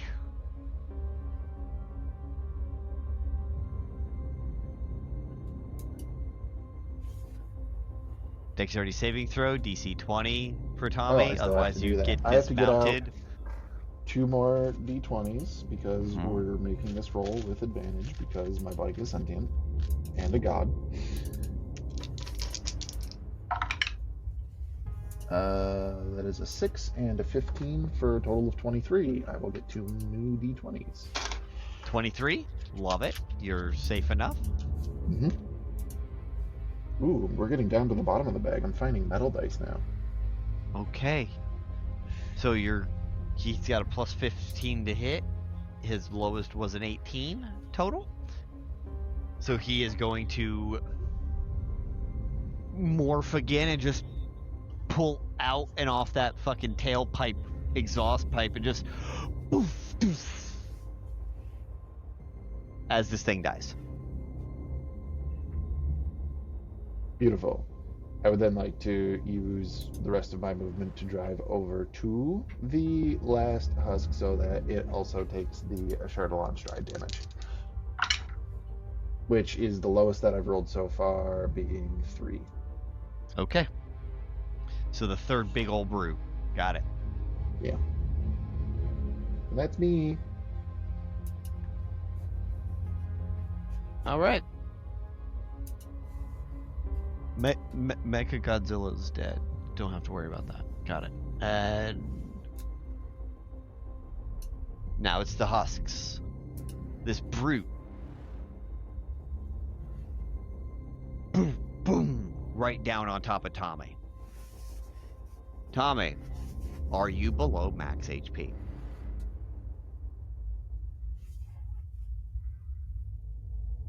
Yes? Alright. It has advantage to hit you. On the first hit, that is a 17. Does that hit? No. Okay. On the second hit, I do know that a 27 will hit you. Yeah. No. Okay. Hang on. What's Aina doing? I'm prepared. I need it to make a wisdom saving throw DC 18. Okay. An 11 does not pass. It's okay. I just cast temporal shunt on it. It is a reaction. When a creature I can see makes an attack roll or starts to cast a spell within 120 feet, and you target the triggering creature which must succeed on a wisdom saving throw, or vanish, being thrown to another point in time, causing the attack to miss and the spell to be wasted. At the start of its next turn, the target reappears where it was, or in the closest unoccupied space. The target doesn't remember you casting the spell or being affected by it. Okay. So it's just gone. I know. What? Go ahead and, just for flavor, roll a d6 for me. Back to your old rule for where things go, where you would normally go. I'm gonna go send it to Ballista City. I bet the best city in the best city in town. The best city in town. 4. I think that you sent it to Ballista City. That was... Yes. Like, you just.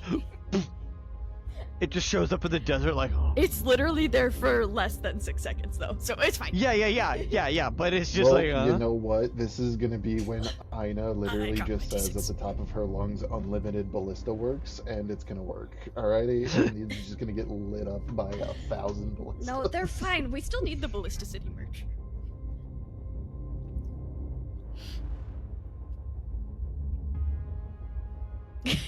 I bet all the ballistas in Ballista City are hitting it. They were all pointed at this one They were spot, ready. just waiting. They were like, a time dragon has come through here before. We're not gonna let this happen again. Fool me once. I bet it's that girl again. Okay. You can't just keep sending all your time garbage here. Stop. Like, why do you keep doing this? Watch me. The good news is, when we spawned in the desert, we were so far away from the city that it took us multiple rounds to get near the city. This thing is just in the desert right now. So the husks, the 6 husks that are alive, just begin to try to attack people. And they don't do a great job. They manage to... That's a 19 and a nat 20, so that's not terrible. They do manage to get a couple people that are going to be added into their ranks. It would be Jedediah's turn, but it is instead Aina's turn. Set the scene on what's currently around. The husks are on the far side, infecting people. Yeah. They have dwindled in numbers, but they are regrowing those numbers, not as quickly, but they are doing so. Okay. Tommy is over 1v1ing what is now empty space. Okay. Where the brute was that you sent away. For a round. And clear in the distance, you don't see anything coming down High Street. You see nothing coming down High Street. Okay. It seems to be clear. Okay. Your portal and your ships are loading people as fast as they safely can. Okay, so we're in an okay spot right now. You're actually sitting really well. I guess I'll just, because I can't do any AoEs without hitting any innocent people with those husks, right? Probably not. Okay. Like, maybe, but it's okay. I'm just gonna throw a firebolt at one of them. Okay. Conserve energy and not hurt the innocent people. Absolutely fair. 18? 18 hits a husk, yeah. Okay. And then 14 points of fire damage. 14 points of fire damage. Fabulous. You actually get 2 of these husks. Excellent. And yeah, I'm keeping that gate up with everything I've got. Okay. I love it. It's the people's turn. 2d20s. I will allow anyone who has a luck point or anything to make me re-roll on saving people. That is an 8 and then 12 for 20 more people. Luck point. Luck point. Re-roll the 8 or the 12? The 8. Okay. I rolled another 8. I shit you not.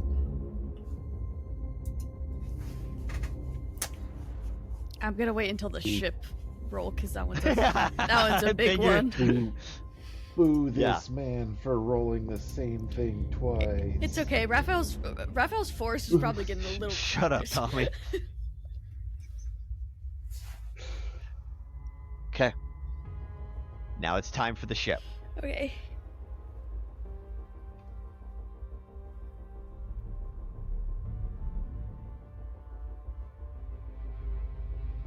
$100? No. What? I got a 10. Okay, chronal shift. I'm using my last chronal shift. Do better. Okay. Do better?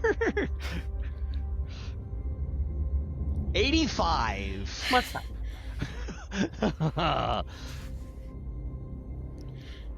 This was just Aina seeing that possibility and going, No. Faster! Go faster! Correct. You guys broke the halfway marker. Oh, God. Okay. Now. Cass. I get in and I kill the husks. Okay. There should be like, what, 9 left? There are... Yeah, there's like 9. Man, I'm so good at mental math. 26. Was that a crit or no? No, was that a 19? non-crit. Okay, cool. Go ahead and roll your damage. 27. I like the Okay. rogue guys. The other one was a nat. Yes. Nat 20 for a total of 20. Okay. And you maxed your damage on the first... You maxed your damage and then rolled? Now I rolled. Okay, so, Cass, here's what I'm going to say. There are 9 husks left. How does Cass take out all 9? It's very anime, like very, very Alucard when he's like got his sword out and just like zoom, zoom, zoom, and then like it's just like the sword flick down at the end. Just like a lot of speed as opposed to strength. And then, as you flick your sword down, they just do the anime dead person slide of like, and they die. The husks are gone. And then she'll take her movement and go towards where the brute was, assuming that it'll probably magic back. Absolutely fair assumption.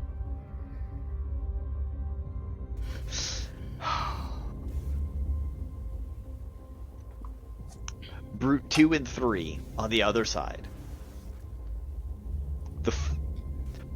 Charge straight for Aelothin. 2 of the big boys are headed straight for you. You still have full health, or are you down health? I'm down some health. Perfect. Run straight up to you. They get their brutal charge, and they get their blood frenzy, so they're going to go ahead and make the attacks on you. First swing of the first one. That is good. 23. That hits. Okay. First hit. Okay. Second hit.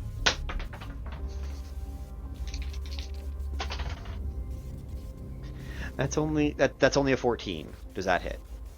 That misses. That might be the first attack that's missed me this whole campaign. Now the second guy. That is a 26, so that's gonna hit you. Yep. And that's an 18. Also hits. Also hits. Okay. Okay. That takes care of. That takes care of that, and then I need to parse out the extra damage from brutal charge. Aelothin, I'm sorry if this kills you. That would be awful. It would be. It sure would be.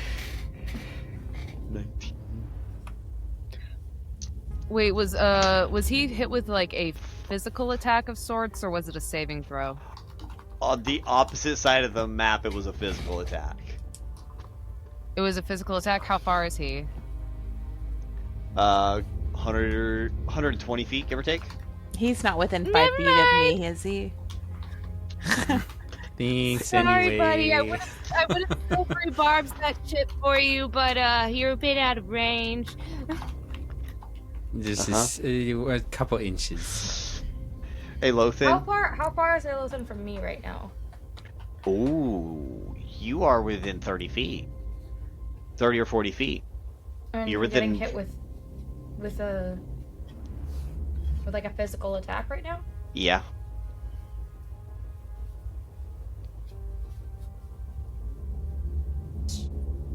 Three of them.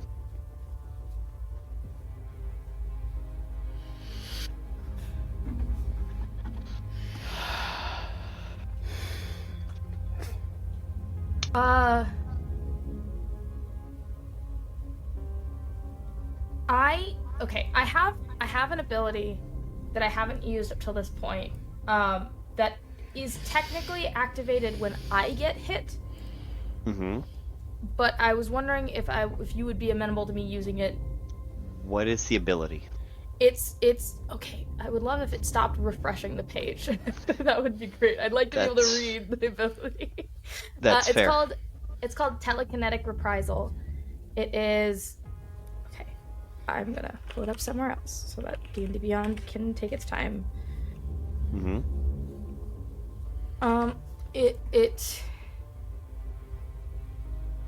The like listed kind of thing of it is when I take damage from a creature within 10 feet of me, I can use my reaction to force the creature to make a strength saving throw, to take force damage and be pushed away. Would I be able to, instead of like having me getting hit, it's him getting hit to push like one of them away? Because the range is because it's technically a range of self, and you are trying to make it stretch out to a 30-foot range. If you are willing to take a point of exhaustion, I will allow you to do that. Ooh. It won't lessen. It sounds like it's not going to be lessening the damage, and I do, like, as a rogue, I have ways to get away from them. So, But if you push them, if you can push them away, mechanically not worth. Well, I don't have any exhaustion yet, so I would just be taking one level, and that's just what, disadvantage on ability checks? Yeah, disadvantage on your ability checks. So your skill I'm check. gonna do it. I'm gonna do it because it's cool. Fuck yeah! And because now I'm on everybody else's level. I love it. I'm also tired now, actually. You realize you have this ability, and you just extend it beyond what you should. In this moment of not stress, but like I don't know exactly what I would describe that it would be, but it's that it's I think it's if you allow me to kind of flavor it a little bit. I think it's a combination of stress, fatigue, and desperation, because this is all so new to her, and she's seeing someone that she kind of knows get potentially hurt, and I think it taps into this like in the way that like you kind of scream out for people, like mentally it's like this wall kind of gets pushed out. And you said that was strength saving throws? Yes, DC 18. DC 18. Okay. On a failure, the target takes 2d8 force damage and is pushed up 10 feet away from you. But it's up to you how you want me to be. One of them failed. The other one passed. Okay. So you can push them back the full 10 feet as they. On a success, the target takes half and isn't pushed. Is what it says in the thingy. Perfect. Let me know what the damage is that they take, and then I'll let you know what happens with Aelothin. All right. Yikes. 8. It doesn't happen to interrupt one of the attacks. Also.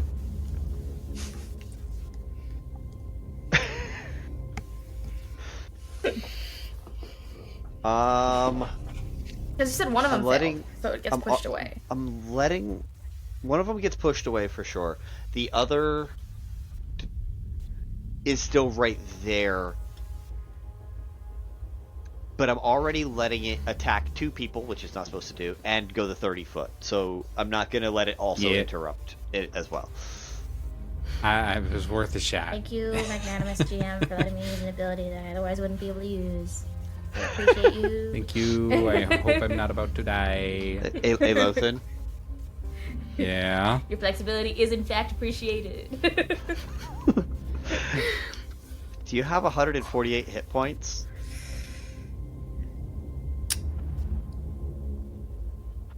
Because you don't anymore. If you did. I don't. I don't have that many. You now have less than that. Do you have 148 less than whatever you had to start with? Yeah. I'm not outright dead, but I am at 0.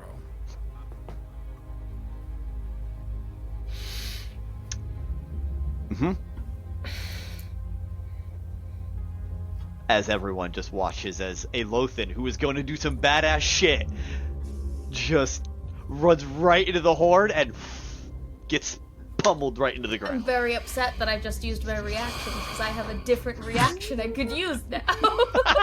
Shit!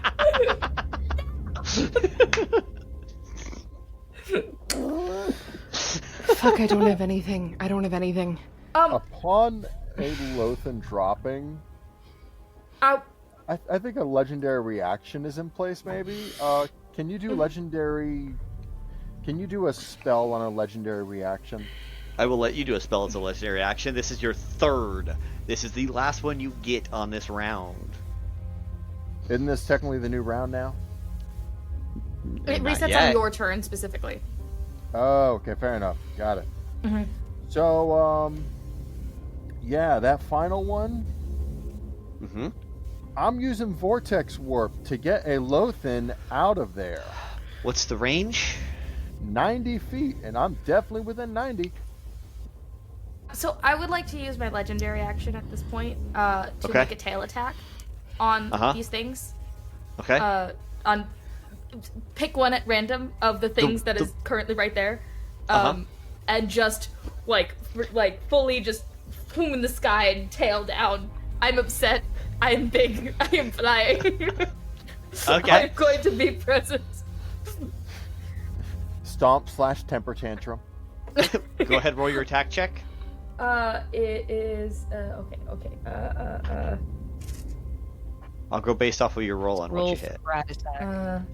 Because you're gonna do something. That is a 29 to hit. 29. Okay, you hit the big guy. The one that was still standing and didn't get pushed back and knocked prone. Like, you just, blah! The other big guy is now pushed back another 5 feet in the other direction. So now, yes, there would be attacks, but the attacks would be husks, which only have a +3, not a guy with a +9. Oh, that's okay, because I'm going to go with my original plan, Vortex Warp. He would make a con save, but 1, he can choose to fail, and 2, he is at 0, so that I'm pretty sure is an automatic failure. And I pull him to me behind the cover I'm in. To save a buddy's life, I will let that be an auto fail. Yeah. Like, besides, I think Aelothin would be happy for you to fucking pull his body out of the death trap.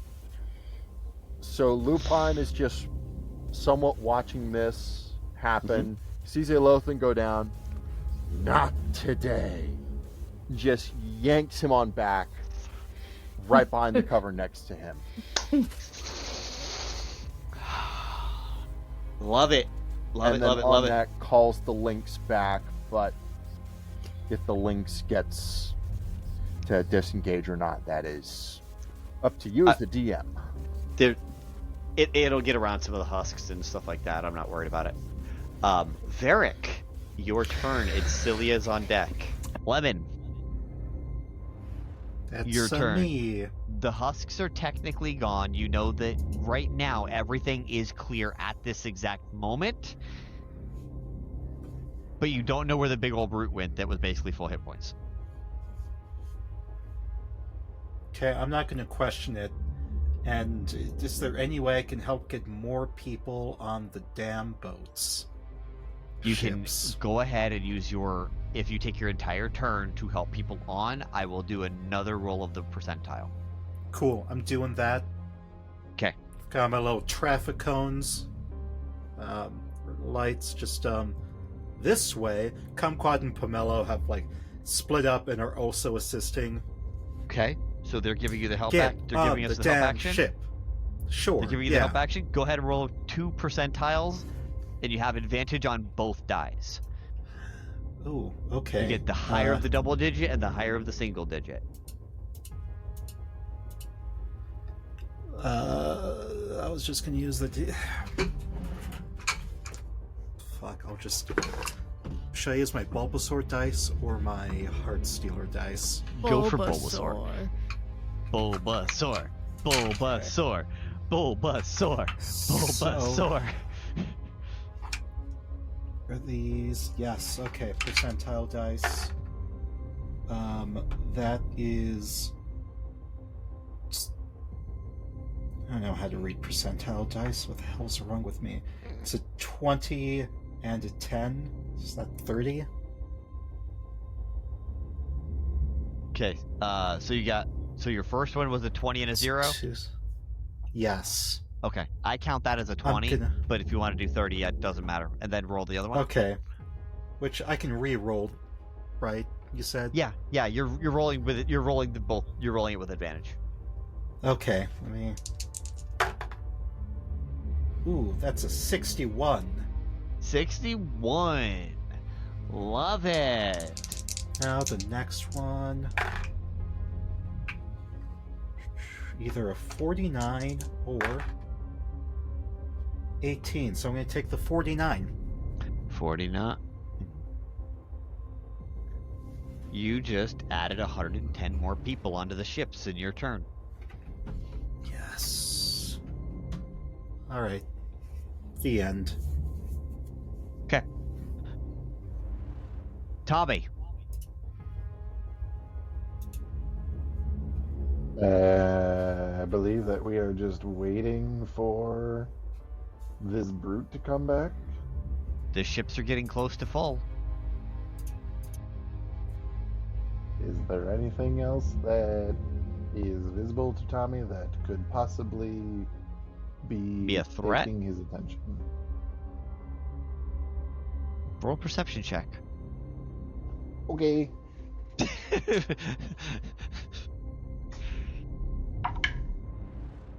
That's a 7. I will get out a new money.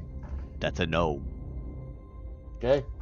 Then Tommy will be holding his action for this brute to reappear. Okie dokie. And Ferdinand will do the same. All right. Brute reappears. Okay, who goes first? There's a lot of held actions. With his on his shoulders, though, is the time dragon. Why? I thought that thing was It killed. found him. No, that thing was killed by Sylvain. Oh, what? Or him and Sylvain came to an agreement. Like. Yeah, back up. All right. Back up. I was like, please, Don't no. make me call Sean. I thought he was taken care of. No, you're good. You're good. I totally forgot about that component. So, the brute just boom reappears. Who had held actions? Tommy and Ferdinand. That was it. All right, Tommy. Oh, okay. How do you guys kill this thing? Do I just get my actions, or is this a whole turn? You don't even need to do you. How do you kill this thing? Ferdinand has proven to be able to kill this thing in one hit if he needs to. How do you guys kill this thing? I would like to rear Ferdinand up to leap at this thing's chest and knock it down. And then I would like Tommy to position the back wheel on this thing's face, and then he's going to redline the throttle with this flaming back wheel. Love it. As this thing catches fire and immolates, it dies, and you drive off. Will I come back? I'll leave it. No, like drive off from the dead guy. Drive off from the dead guy. Combat's over. We did it, everyone! Oh my gosh! Guys, we're so good at this. And you guys Saved lost everyone. under 10 people. 1%. That's not bad. I'm satisfied with We that. lost the 1%. That's fine. Wait, how many did we lose? How many did we lose? 5. Maybe 10 tops. 10 tops? Maybe 10 tops. Somewhere between 5 and 10. Like, But we have all the bottoms. We lost 10 tops, but we have all the Unironically a tragedy. Oh, god damn it. Oh my god. Alrighty. And let's end there. Thank you. Good night. Yeah, I think this is a great end for the Fate Makers. That's the perfect Everyone, Fate thank Makers you. finale. What an honor. So- What an honor to be in this campaign. We can't top All that. the bottoms. but you could bottom it. All the tops are gone. So, the ships can carry the rest of these 500. What are the 4 of you going to go ahead and continue and carry on and go onto these ships, or what are you guys going to go ahead and do at this point? I think we should get on the ships. Leb's getting on a ship. I don't know how much more we could really do without getting ourselves killed. Yeah. Okay, no, looks like Tommy is having an internal struggle. Tommy has an idea. And has kept the gate Is open. the city safe? No. No. Is Taoliva gonna come do the crashing thing?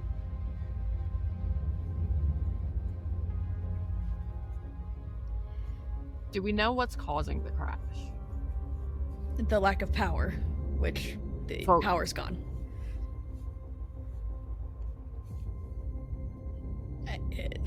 at any point it's gonna fall.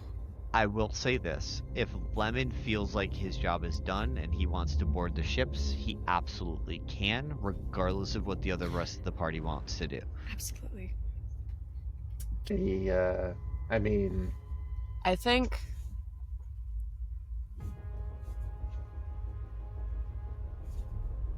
the crystal situation is very clearly not solved, but I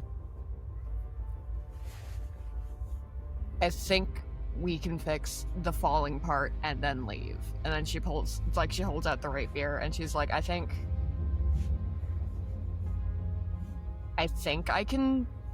I've been thinking about it a lot. I think I can make the city not fall. How? Well, remember when we stole the really cool thing for you? I stole a really cool thing for me. And she's gonna hold out the sword and just go, I wish for the city of Taoliva to remain fixed, floating where it is.